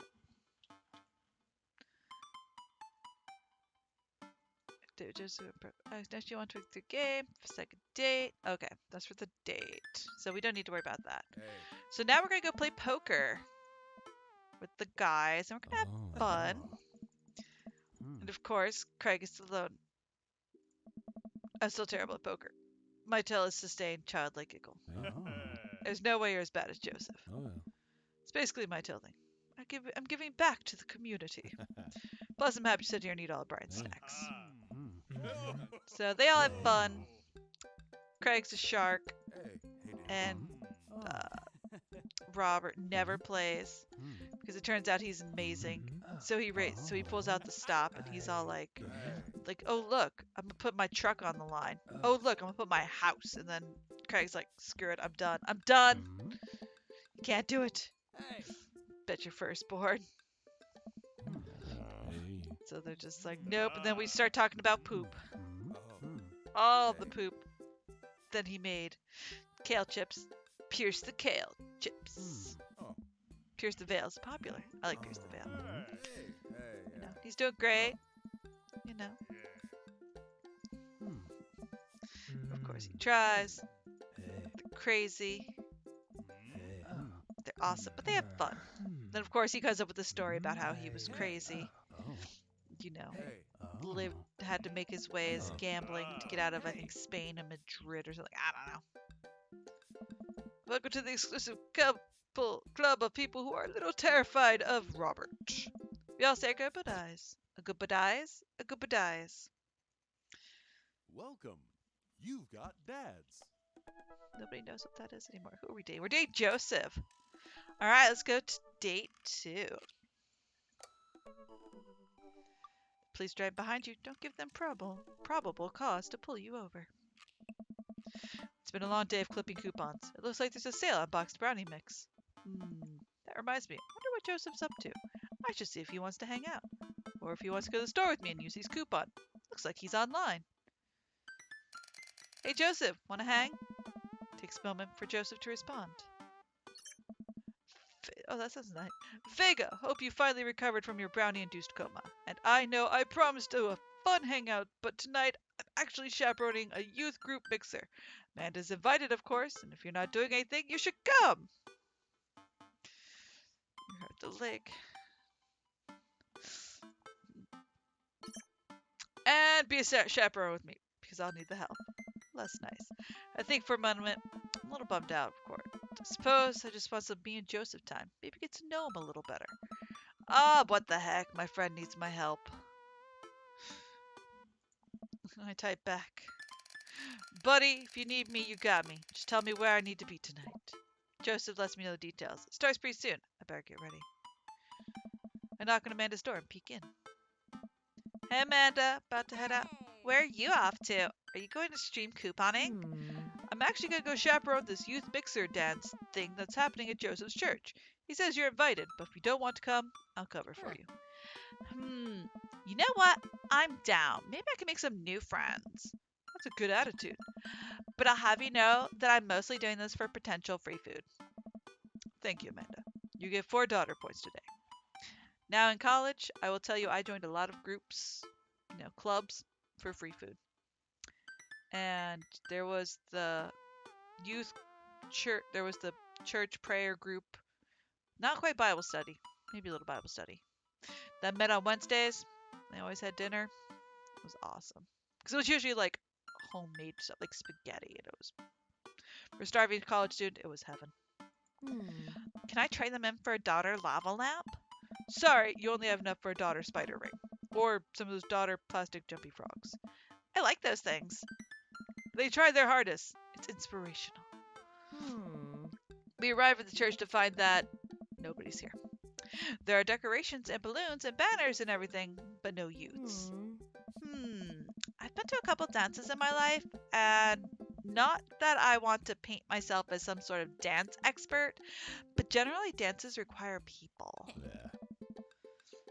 Yeah. And those people need to be dancing. All of a sudden, Joseph jogs up to us. He looks frazzled. You're here. I need your help. Joseph gestures to the hand-painted banner hanging above the church doors. It's Jesus is coming. Yikes. Well, that's certainly a thing. God made all things, Amanda. Except for that banner. Ernest made that. I genuinely can't tell if he meant that maliciously or if he just can't spell good. You know what God also does? Forgives. He forgives teenagers, and he never, ever breaks their box mods. Are you going to break Ernest's box mod? No, Amanda, that would be a sin. I think the one right after sloth. Vega, I need your help getting this down before anyone sees it. I can swing that. Amanda, can you help? Physical labor, huh? Amanda begins rapidly scanning the mostly empty room, looking for an escape route of her own. I have to go set up the food. The food's already set up. I'm gonna go do a final inspection pass on the food to make sure it's up to code. I'm gonna go eat your food. Amanda's able to bolt away before myself or Joseph can get another word. Jesus is coming. Oh dear, we need to get a towel. Right? I mean, gosh. Bet you weren't expecting this from the, minister dating route. Even though he's married, but shh. Amanda's able to bolt away before myself or Joseph can get another word in. Whew, she can really book it when she wants to. Her father was a giant pair of legs. I dated some giant arms once, but it turned out they were all right. You must have been devastated. It was Armageddon. No, I get it. Yeah. I'll workshop it. There's a gem in there somewhere. Yes. I'm really glad you're here, Vega. Are you enjoying the company, or did you just lure me here out of my strong arms and height advantage? A little of both. Although, Joseph's kind of a little bit more buff than I am, so I don't know where he's at. It's always something with you, Joseph. Something handsome and pious. You're not that pious. Debatable. You just alluded to breaking a child's vape pen. I would have lost the debate. You ready to do this? Let's make some magic happen. Magic isn't real, Vega. God said that. God was also a bush one time. True. Joseph and I grab a stepladder and walk over to Ernest's banner. That turd Ernest had one final trick up his sleeve. Looks like this nightmare is stapled and taped 6 ways from Sunday. Any ideas? What happened to your strong arms and height advantage? Ah, right. I forgot about those. But I realized my oversized dad fingers are too large to get leverage on the tiny staples. You got a hammer I could use to pry these off? Vega, this is a church. We get a little nervous around hammers. And nails. I'm kidding, we just don't have a hammer. But we have to hurry. The youths will be here any minute, and I'll never hear the end of this if we don't fix it. Wait, I have an idea. I run to grab the marker that Ernest used to draw the thing and jump back on the ladder. We can't get down, but we can send a different message. I only get one shot. Let's do this right. We have to say Jesus is calming, not Jesus isn't coming. We have to say he's calming. There we go. See, it totally works. I'm able to turn the U into an A and an L. Somehow. It's a little tight, but it works. You're a little tight. Well. And I got the eggplant emojis. Ooh, ooh. Bask in his calming presence, Joseph. Relax. Crisis averted. Let's just hope the youths don't notice. Joseph checks his watch. The DJ should be here by now. Just then, the door swings open and a man struts in with his DJing equipment. Oh, Cracker Barrels. Wait, you're not the usual guy. What happened to Evan? Evan knew exactly when to play the Cupid Shuffle. Evan! Come on, get in here.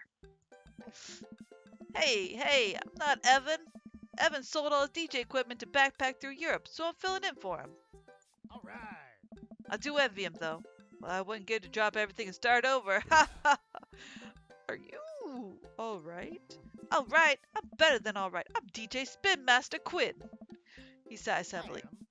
I usually do trivia nights, but I moonlight on the ones and twos to give myself a sense of purpose in life. Is he okay? Well, you'll have to do. You have a playlist of fun songs that the youth will like that won't inspire impure thoughts or tempt them to the dark side, right? Hey. The DJ thinks for a moment. Believe me, buddy, I got what you need. Okay, great. I'll let you get set up. The DJ leaves. Let's keep an eye on this one. He sounds like he was just going to play Creep by Radiohead on repeat. After some time, kids from the community start filling the dance hall. Some of them seem to notice our sign hack, but they don't seem to care. Most of the kids group off into tiny clusters, standing in circles and casting sideways glances at the other group of teens. Man, I do not missing a teenager at social functions. Not at all. I do not want to ever be a teenager again. F that noise. Like, maybe I'll go through the, early 20s, but no, I'm not going back to high school. Hey, party people! Everyone in the room turns their attention to the DJ. Spin Master. DJ Spin Master Quinn coming at you with the sound that people want. We're off to a good start. Next tune goes out for all the ladies in the audience. Ladies, let me hear you say yeah. A few half-hearted yes echo through the crowd. All right. He sighs again. Ma'am, it's been a heavy couple days. Deck was actually just for my wife, Sandra. I hope we can work things out, my little honeysuckle vine. Now, who wants to listen to Radiohead's Creep? The DJ begins playing Creep by Radiohead. Amanda slides up to me, pizza in one hand and punch in the other. Creep, huh? Bold choice for a youth group. Let's see where he goes with this. After the song finishes, he plays Creep again. Is this DJ crying? If you watch the kids really closely, you can catch them cringe every time Thom Yorke swears. There you go. Maybe we should do something about this. Joseph runs up to us. He's killing the vibe. They're listening to swears. Sad swears. We have to do something. You guys should try and give him a pep talk. Maybe work him up to Everybody Hurts by REM at the very least. Or at the very least, No Rain by Blind Melon. You want to help us cheer him up? Actually, I just saw my friend, Federico.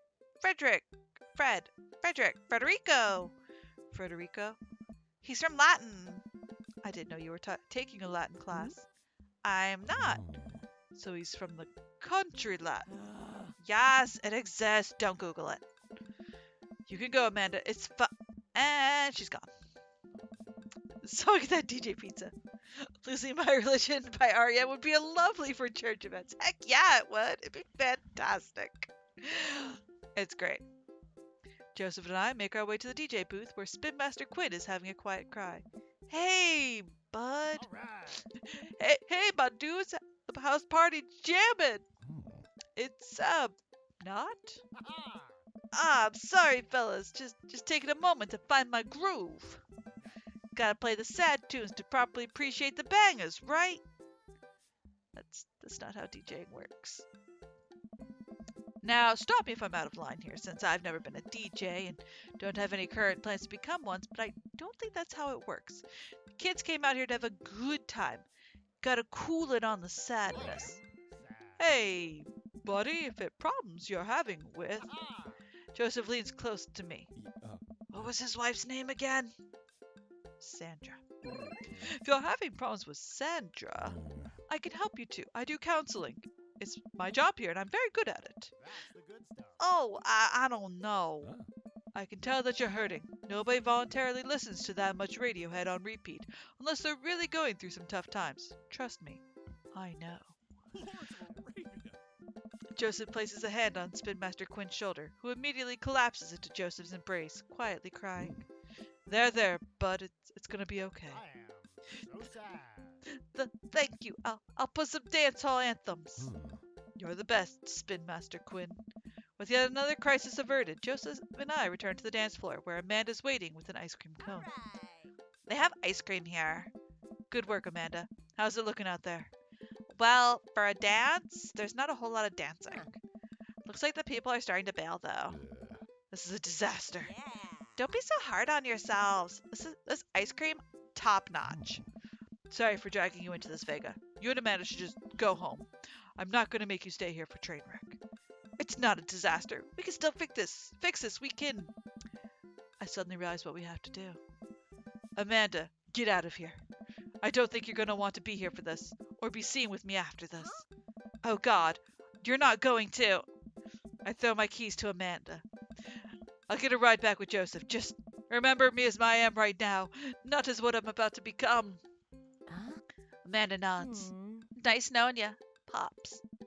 She runs out the door. Norm McDonald. Joseph, I'm going to turn it up on the dance floor. With luck, we can get these youths into it as well. Are you in or out? Fine. Joseph stares at me. He knows what must be done as much as I do. See you on the other side.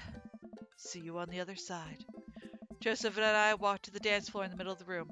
The youths all stare at us, unsure of what we're doing. Time to get our groove on. Yeah. Let's start them off easy, work our way up to the more technical stuff. We're going to start with the lawnmower. All right, let's start this baby. Start lawnmowering on the dance floor. I don't know how to do the lawnmower. Like, I'm guessing you just kind of rip it back. And then just kind of put for a little bit or something. Rip. I know it's got the ripping back motion. Like, I don't know. I'm not cool enough. I'm sorry. Joseph seems to respond to that, decides to mow another patch of grass on the dance floor. That's the stuff. I look around. Well, looks like we got everybody's attention. All right, Vega, let's turn up the heat. We're going to do the Running Man. Oh. Pretend I'm running, standing.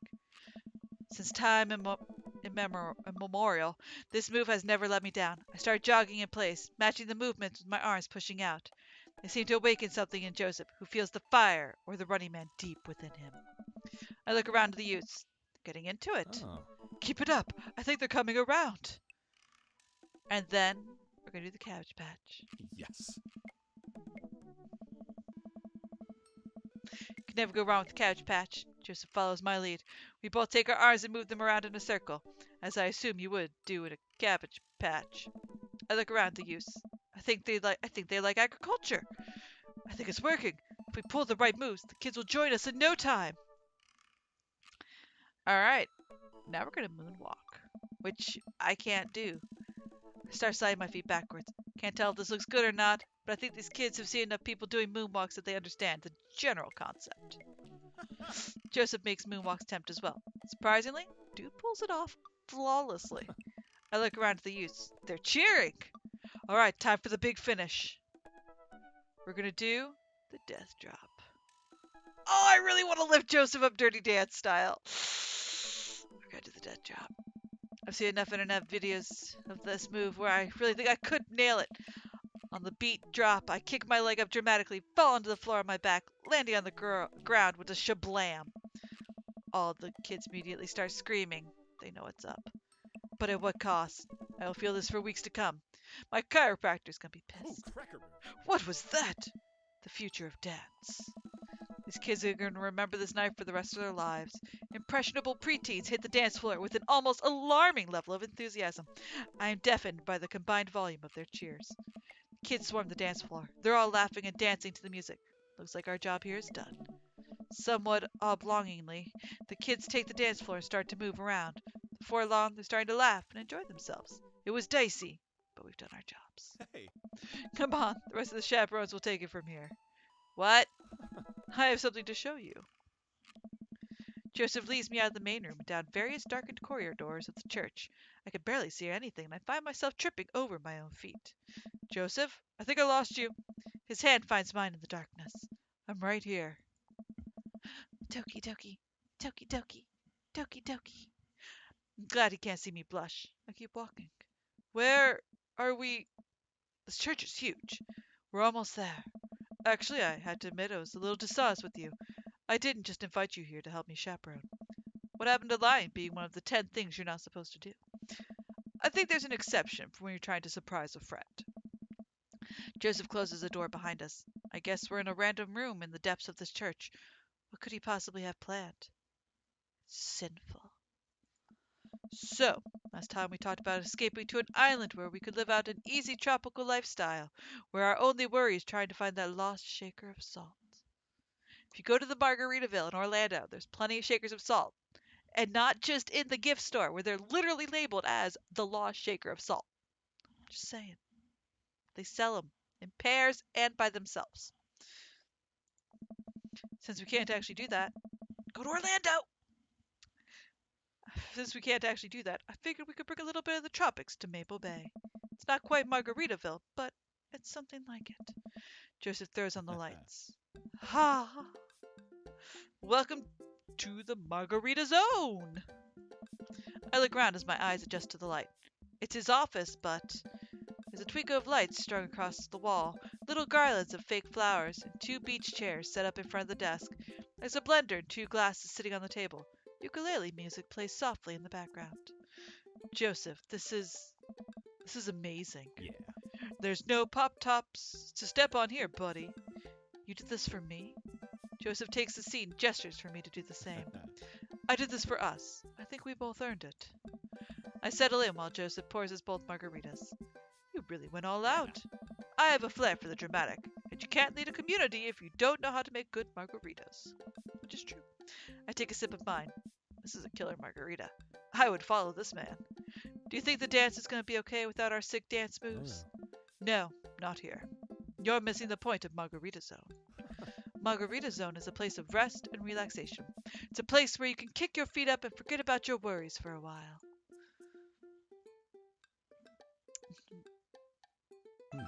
Gotta watch out for blown flip-flops. It's a real fear. Thankfully, no heels will get cut in my version of Margarita Zone. Joseph gestures to the makeshift island bar he made. You know, it's funny. This reminds me so much of when I was younger. I've been meaning to ask, what did you do before you started preaching? It's uninteresting. I left home young and got into a lot of trouble. What kind of trouble? Trouble meant I got to go wherever I wanted, whenever I wanted. I hitchhiked around the country, went on adventures, met all kinds of people. Did some stuff I'm not too proud of. But I was young and in love. I didn't have to answer to anybody. Oh. And now I host fundraiser car washes and take the kids to soccer practice on the weekends. Sorry, I don't mean to get heavy here. It's okay. It seems like you spend a lot of time taking care of others, but not enough time taking care of yourself. If we need to talk about it, I'm here for you. Joseph stares deeply into the blender filled with ice and margarita mix. It's just, I think about Margaritaville a lot, or I guess the concept of it. A place where I could strum my 6-string while I wait for some shrimp to boil, drink margaritas all the time, forget my worries. It's in Orlando! I am literally going to put a link to Margaritaville in the YouTube version of this. It's an easy life. You can actually buy houses there. You can buy a bungalow in Margaritaville.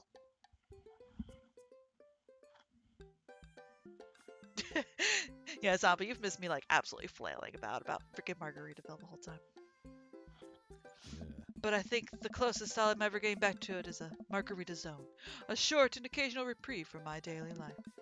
Is that such a bad thing? This is pretty nice. Okay. It doesn't last forever, that's the rub. When you're in Margarita Zone, it's not like your problems have really gone away. You're just choosing to ignore them. Maybe you're looking at it the wrong way.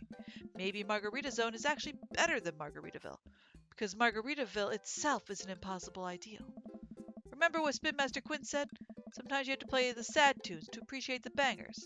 If stepping on a pop top is the biggest concern, how could you possibly appreciate the boiling shrimp? Margarita Zone isn't landlocked to this office. I think it's about finding the little pieces of Margarita Zone throughout your day and taking joy in those moments. That's awfully optimistic of you. It doesn't have to be anything big. For me, I think it's being able to quietly do word jumbles and drink some strong coffee in the morning, to see my daughter smile or smile at Joseph, or to spend some quality time with a good friend.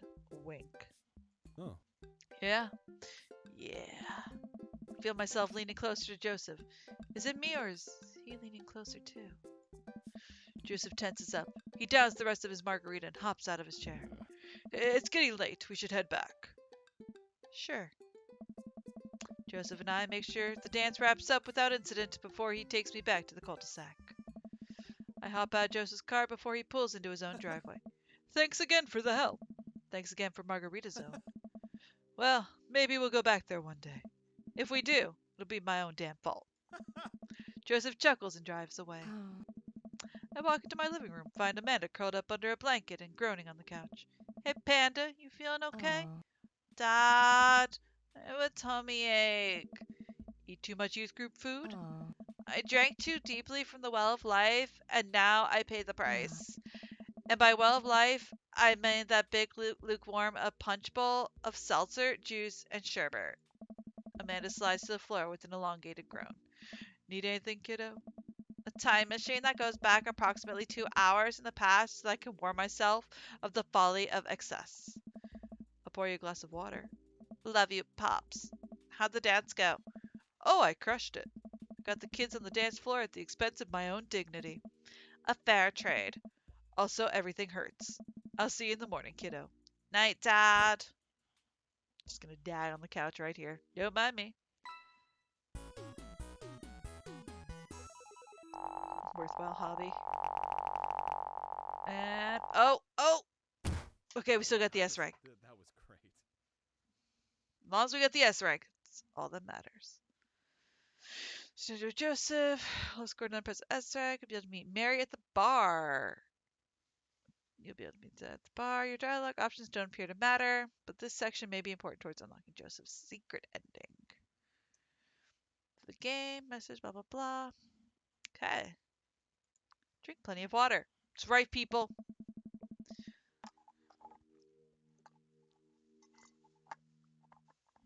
It's been a long day, yet I'm not quite ready to sleep.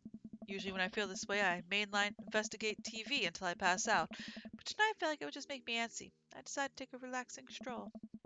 After a bit of wandering, I find myself passing by Jim and Kim's. Being of legal drinking age and sound judgment, I decide to step in. Typically, I try to limit my consumption of alcohol to set a positive example for Amanda, but I also feel a responsibility to play a role as a social agent in our community, and a watering hole such as Jim and Kim's is the perfect place to do it. Also, I desperately need a beer. Amen. Jim and Kim's is lively tonight. The patrons are milling about, and even Neil seems to be having a good time. Coming here was a good idea. As I reach to collect my beer, I see Mary at the end of the bar. She's not semi-ironically throwing herself all over anyone. In fact, she's alone. She looks sad. A pang of guilt shoots through me. Does she know? Is it because of me? Am I a homewrecker?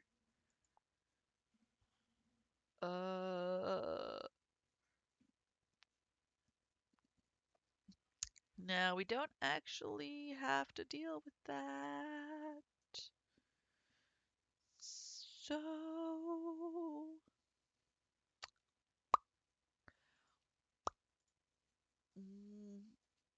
I think that's Colt. So we're just gonna kind of just say hi. I decide to go say hello. I walk over to her booth. She doesn't look up. The seat taken? She still doesn't look up. I take the seat anyway, and she finally notices me. You. Okay, this was maybe not the best idea. Hey, having fun with your new best friend, Joseph? He's a great...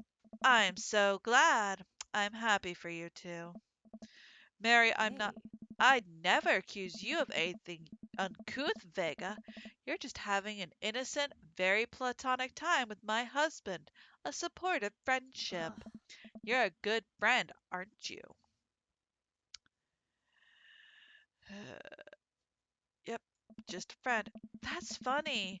Joseph usually likes to keep his friends to at least have a spine. We all can't be as blunt as you are, Mary. So, you're an expert on my marriage now?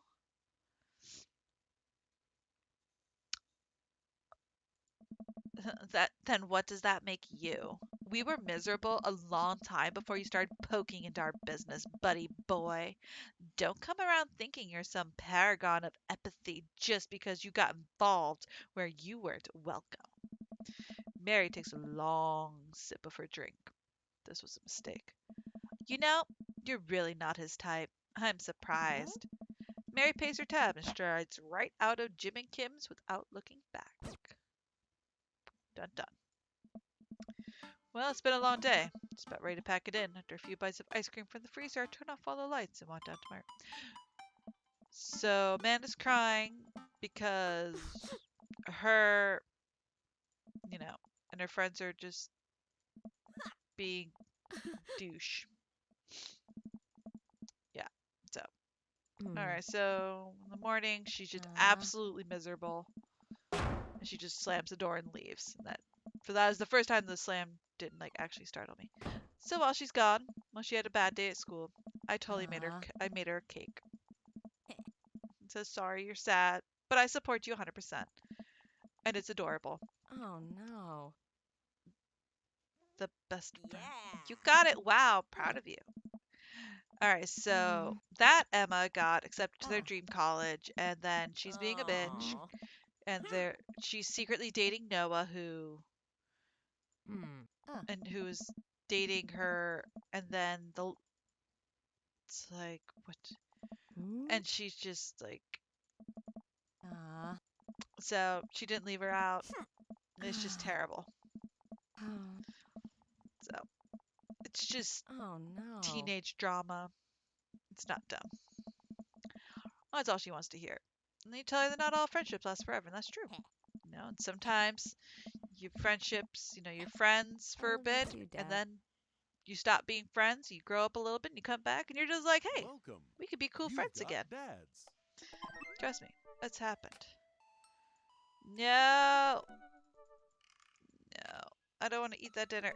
Yes, I don't have to do it. I don't want to go over and do that. Let's go date Joseph. Just want to go date Joseph. All right, now we're going to go on the third date.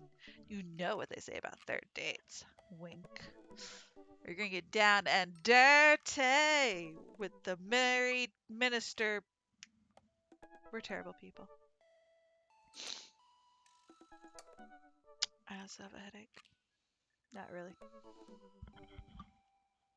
I think my headphones are just too much pressure. I really want to see Joseph again, but after that weird encounter with Mary, I don't know. He's my friend, right? I should be able to hang out with him and not be weird, right? Right? The computer pings a message, flies into my inbox. It's Joseph. Hey, Vega, we should hang out. Actually hang out. Not manual labor, no impromptu therapy sessions with sad DJs, no kids, just you, me, and the open ocean. Wait, how are we going to get on the open ocean? How are we going to get on the open ocean? How are we going to get on the open ocean, you might ask? Good question. Wow, percent. If you're interested, I'll meet you down by the marina and you can check out the goods. If you know what I mean. Haha, I mean my yacht. Let me know. Joseph owns a yacht? Joseph owns a yacht? I'm as surprised as you are. You've been holding out on me, your only daughter, whom you love. What, did you think that having me as a father would somehow afford you the fringe benefit of getting to go on a yacht? What else did it get me?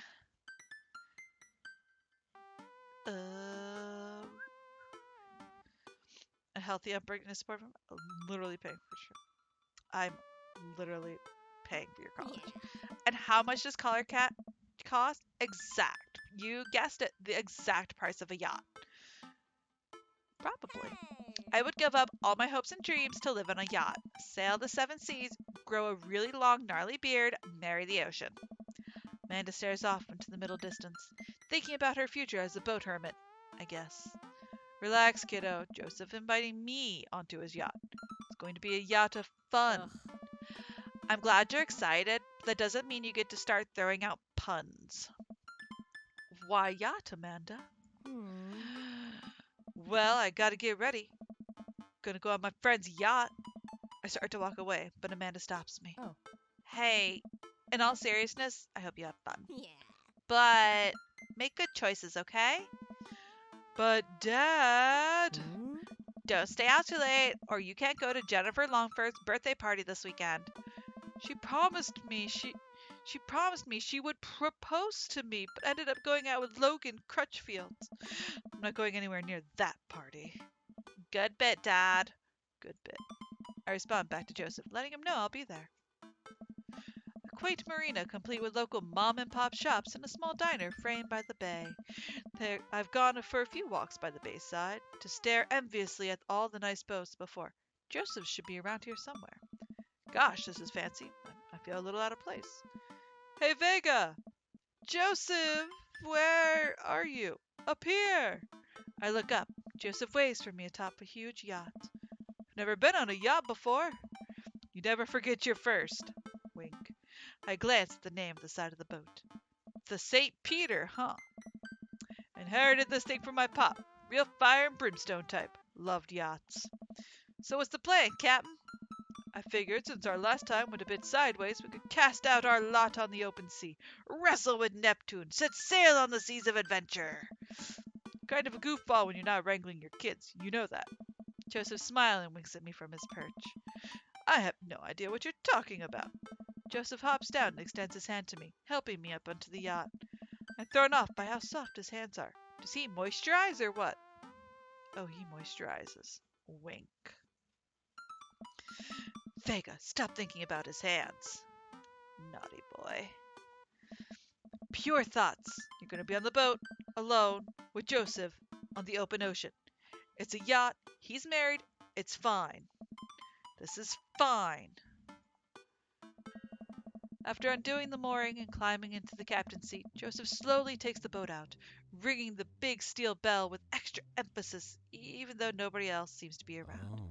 Shoving off! Boat launching! Man and boat launching as one! The St. Peter navigates out of the marina into open waters, with Joseph doing the occasional steering flourish as the boat bobs along with the waves. He seems a lot more relaxed out here. Joseph is definitely in his element. This is the part where we wrestle Neptune. So please remove your shirt and roll into some talcum powder.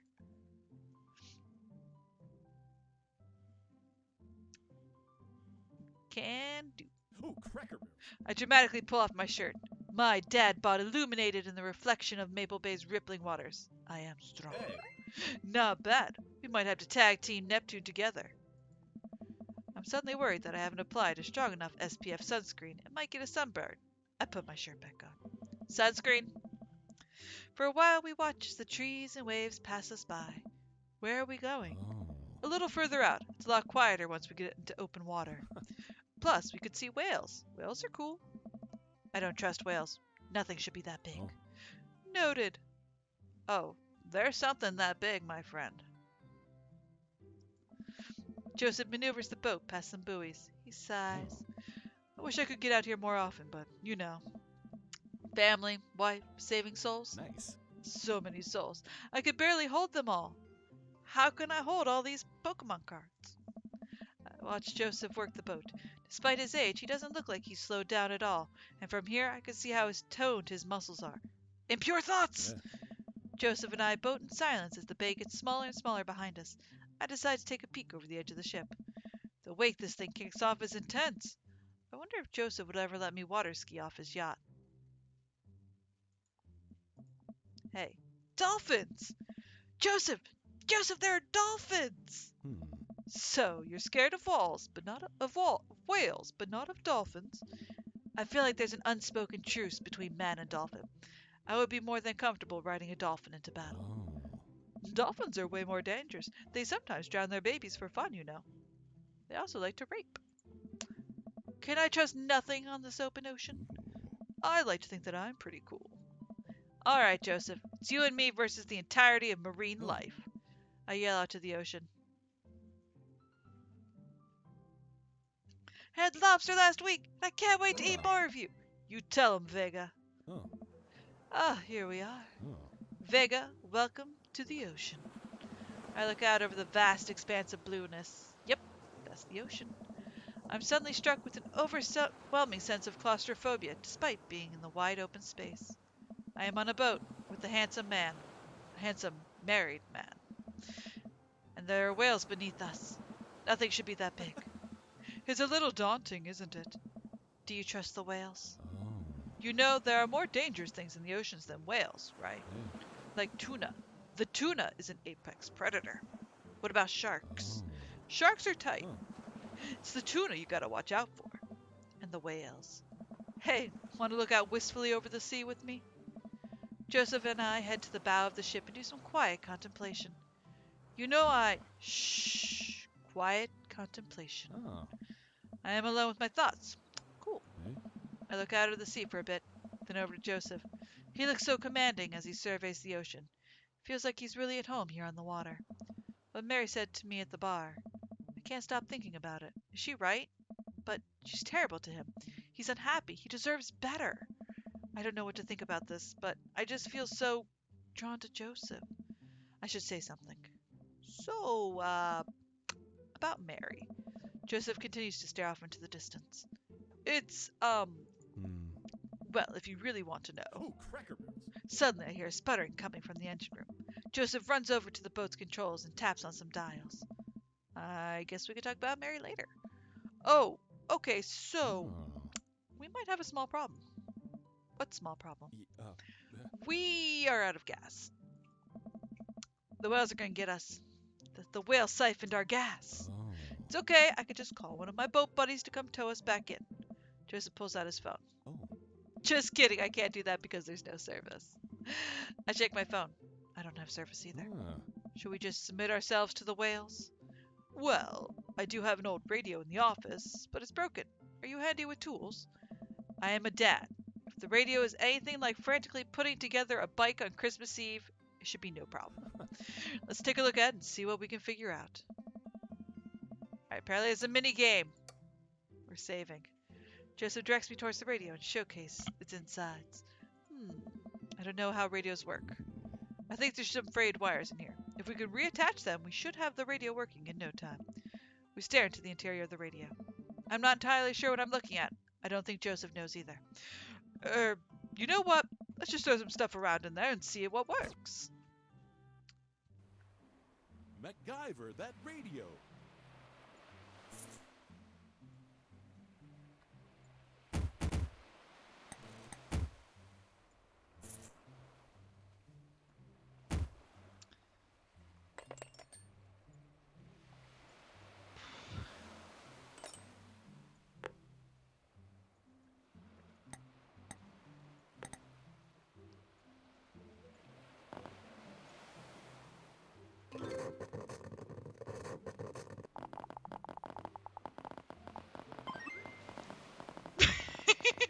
I don't know what I just did. Hey, it works, kinda. Radio springs to life. Whoa, we did it! Joseph speaks into the receiver. Hello? Hello? Can anyone hear me? He tries a few other channels. Nobody responds. We might be a little far out. I don't think there's anyone in range. How big's the range? Well, this radio came with the boat. My dad bought it in the 60s, so not great. That's reassuring. Now what? There's worse places to be stuck than on a yacht. Why?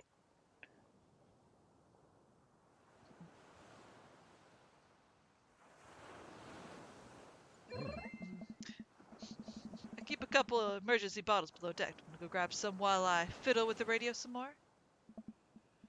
Let's see. Wine. It's gotta be around here somewhere. I guess we just examine everything. For an old yacht, it's not just pretty high class. Wood panels on everything, leather couches. It's like an old Playboy photo shoot in here. We're gonna examine the bed. Oh, a California king. Swanky. It's unmade and a little messy. Less swanky. For an old yacht, it's not pretty high class. Floor. Some clothes strewn about on the floor. Socks, slacks. Yep, pink polo shirt. Well, I guess now I know if Joseph prefers boxers or briefs. Wink. Place seemed a little lived in. Hey, wine glasses. I must be hot on the trail. But no wine. I grab 2 glasses and get back to searching.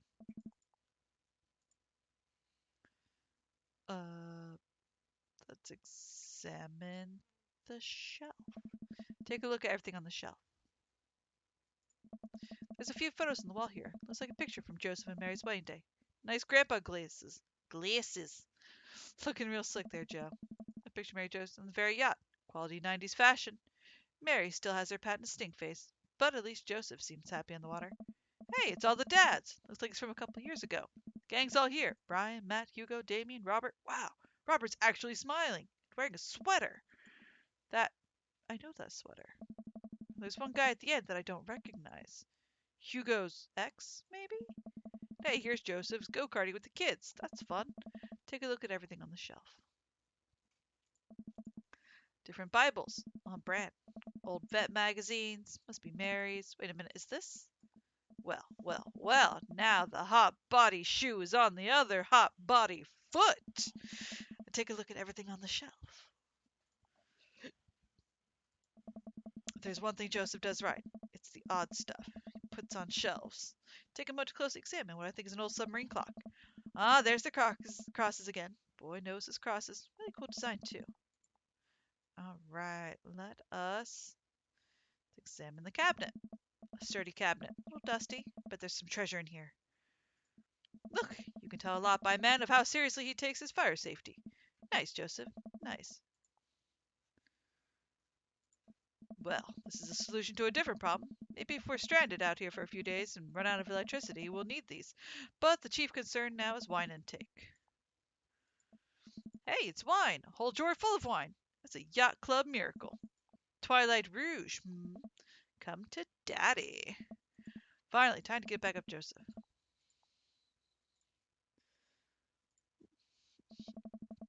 I'm bringing wine and glasses up to the deck to find Joseph still hunched over the radio.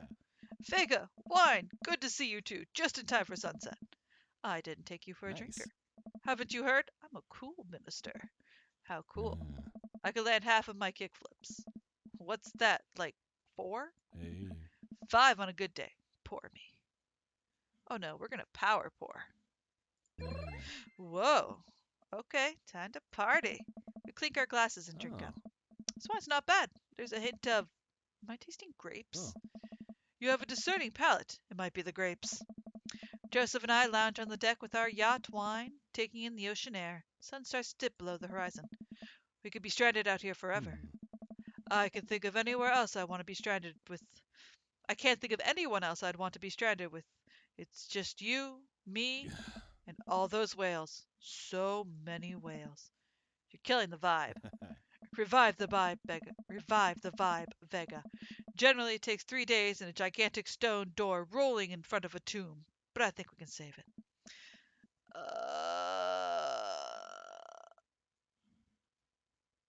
Do you like your mysteries hot-bodied? Oh, Cracker Barrels. Oh, Kirk Douglas. It's a really rewarding series, Vega. Uh-huh. Look, you have to have fun. Look, you have fun with your word jumbles. I will enjoy the well-crafted narrative excellence of a highly regarded serial of sex books, detective novels, sexy detective books featuring a hard-boiled gumshoe who can't be held down by the law or by love or by the mysteries of the Spanish lover. You read them too. I mean, there's a lot of books out there that flirt with the paranormal fantasy and are also good romance novels. So I'm just saying. The author really hit her stride around book 17. I mean, there's something a lot prettier right in front of me tonight. Sweet, full-bodied. God damn.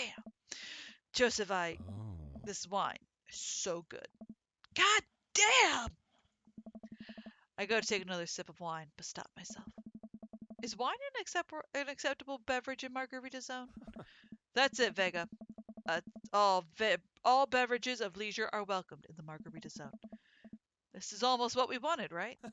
No responsibilities, no worries, other than possibly dying out here. And the whales. But yeah, I'd say we're in the zone.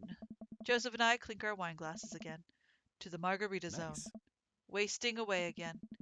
If you have any salt shakers, we can arrange them into a pentagram to summon Jimmy Buffett. Maybe he can save us. As a youth minister, I make pacts with neither the devil nor island jammers. If we are to get off this boat, it will be by the grace of God. Or Steely Dan. Good one. Amen. Our laughter dies down. We're both silent for a moment. looking into each other's eyes. Joseph leans in closer. I feel myself doing the same. This is a bad idea. This is a bad idea. I can't help but feel like doing this will only end up in hurting someone else. But his face is really close to my face. Vega, I have to tell you something. Mary and I are done. I pull back. I think about the clothes strewn about the lounge, the undone bed. Are you living on this boat? I didn't want to mention it, but he sighs, strolling back to the controls of the boat. I lean on the console next to him. We had a very long talk, and it's unsalvageable. I'm staying here until everything's sorted out. Oh, I'm so sorry. If there's anything I can do. I'm fine. I'm fine, actually. It was a long time coming. For the first time in a long time, I'm seeing a path to happiness, and now I can focus on myself and stop denying the things that make me happy. I need someone who will be there. Someone kind and honest. And you deserve that, Joseph, you really do. Anyway, I've been having this crazy feeling that there's someone who I could get into the habit of having around. Someone very close to me here.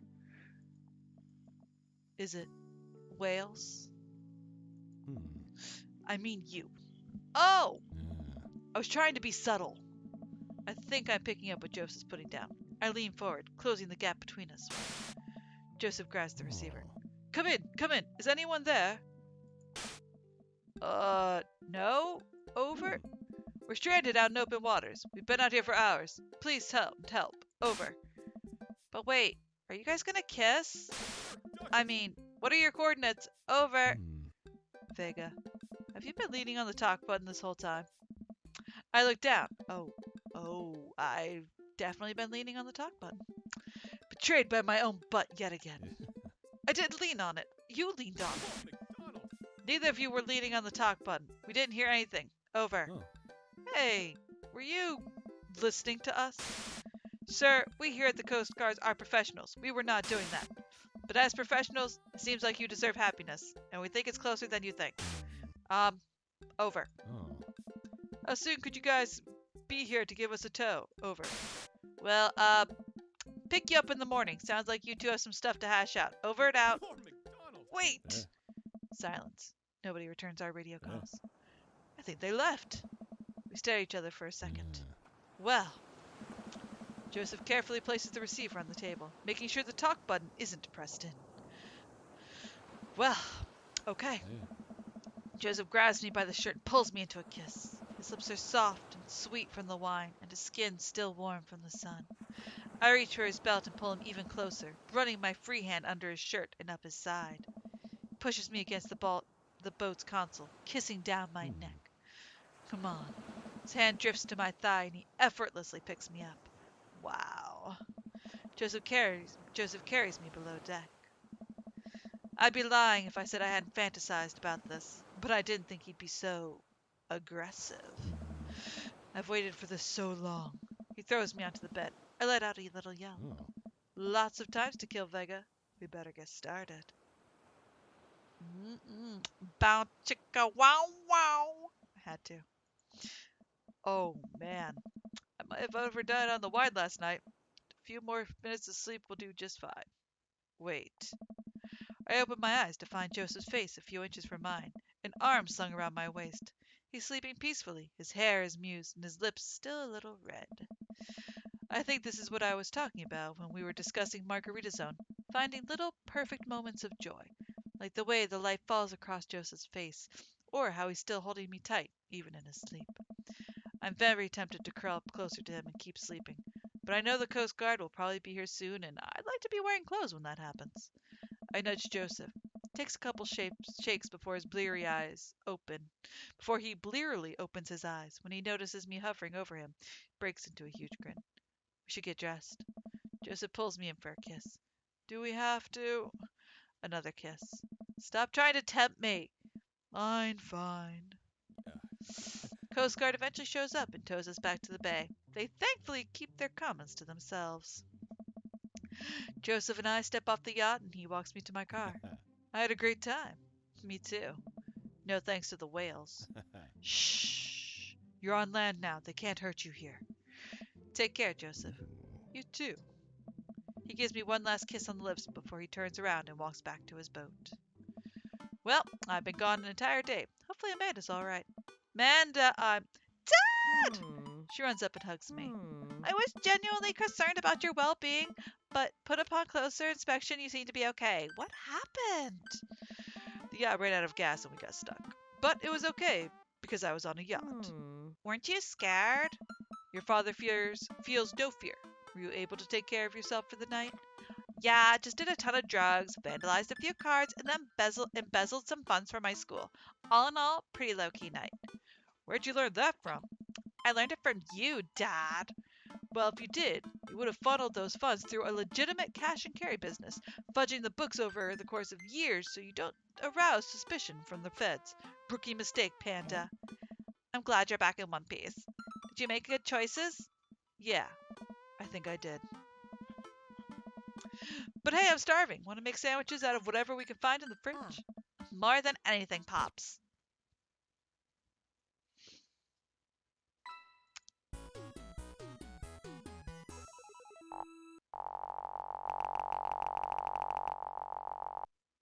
That was a great date. I only got an A. Fuck it, good enough.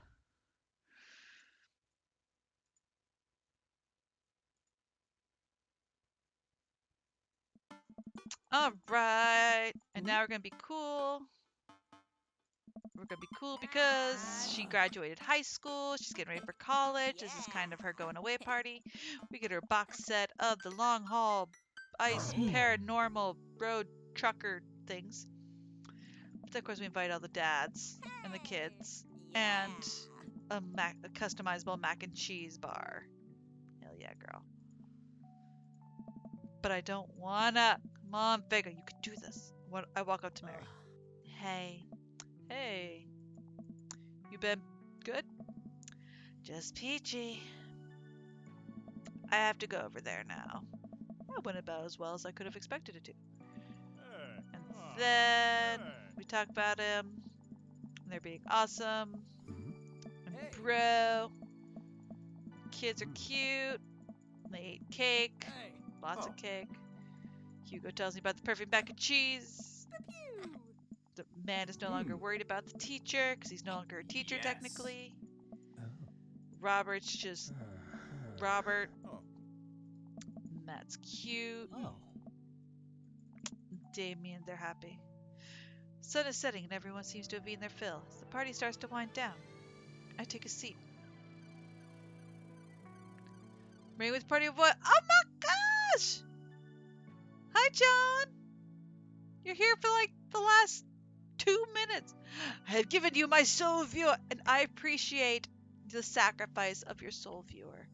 I appreciate their soul, and I will definitely feed them to his royal fluffiness, King Ghidorah, as a sacrifice to the kitty. I really do appreciate it. I do.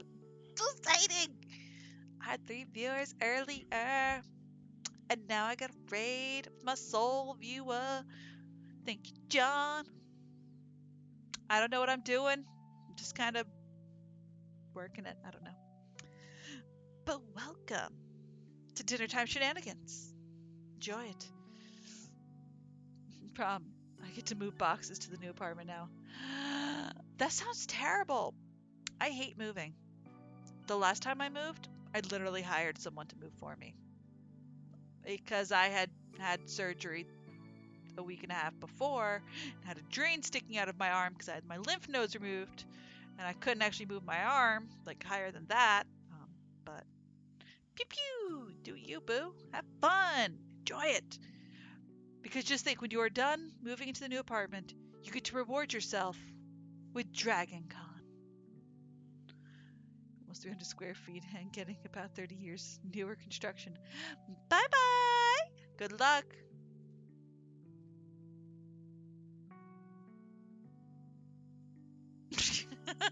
I was like, wait, it's next year? I'm like, dude, you were counting. I was like, wasn't it 40 days yesterday or something?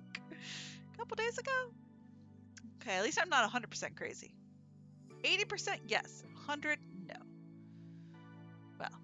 be safe. Make sure you lift properly. Make sure you can lift every box, so test its weight while you're filling it. So, let keys dry fully when cleaning keyboard.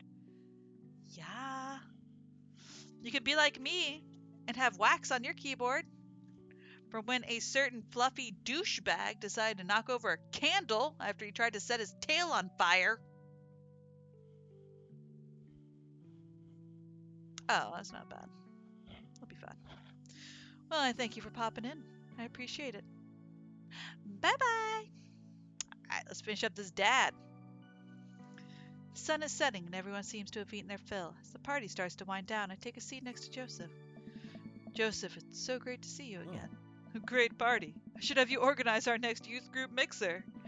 My dad's skills are ready whenever you need them. Hey, if you aren't busy this weekend, I thought maybe we could catch a movie or something. Yeah, that sounds like it would be fun. This feels weird. Doesn't feel like it did on the yacht.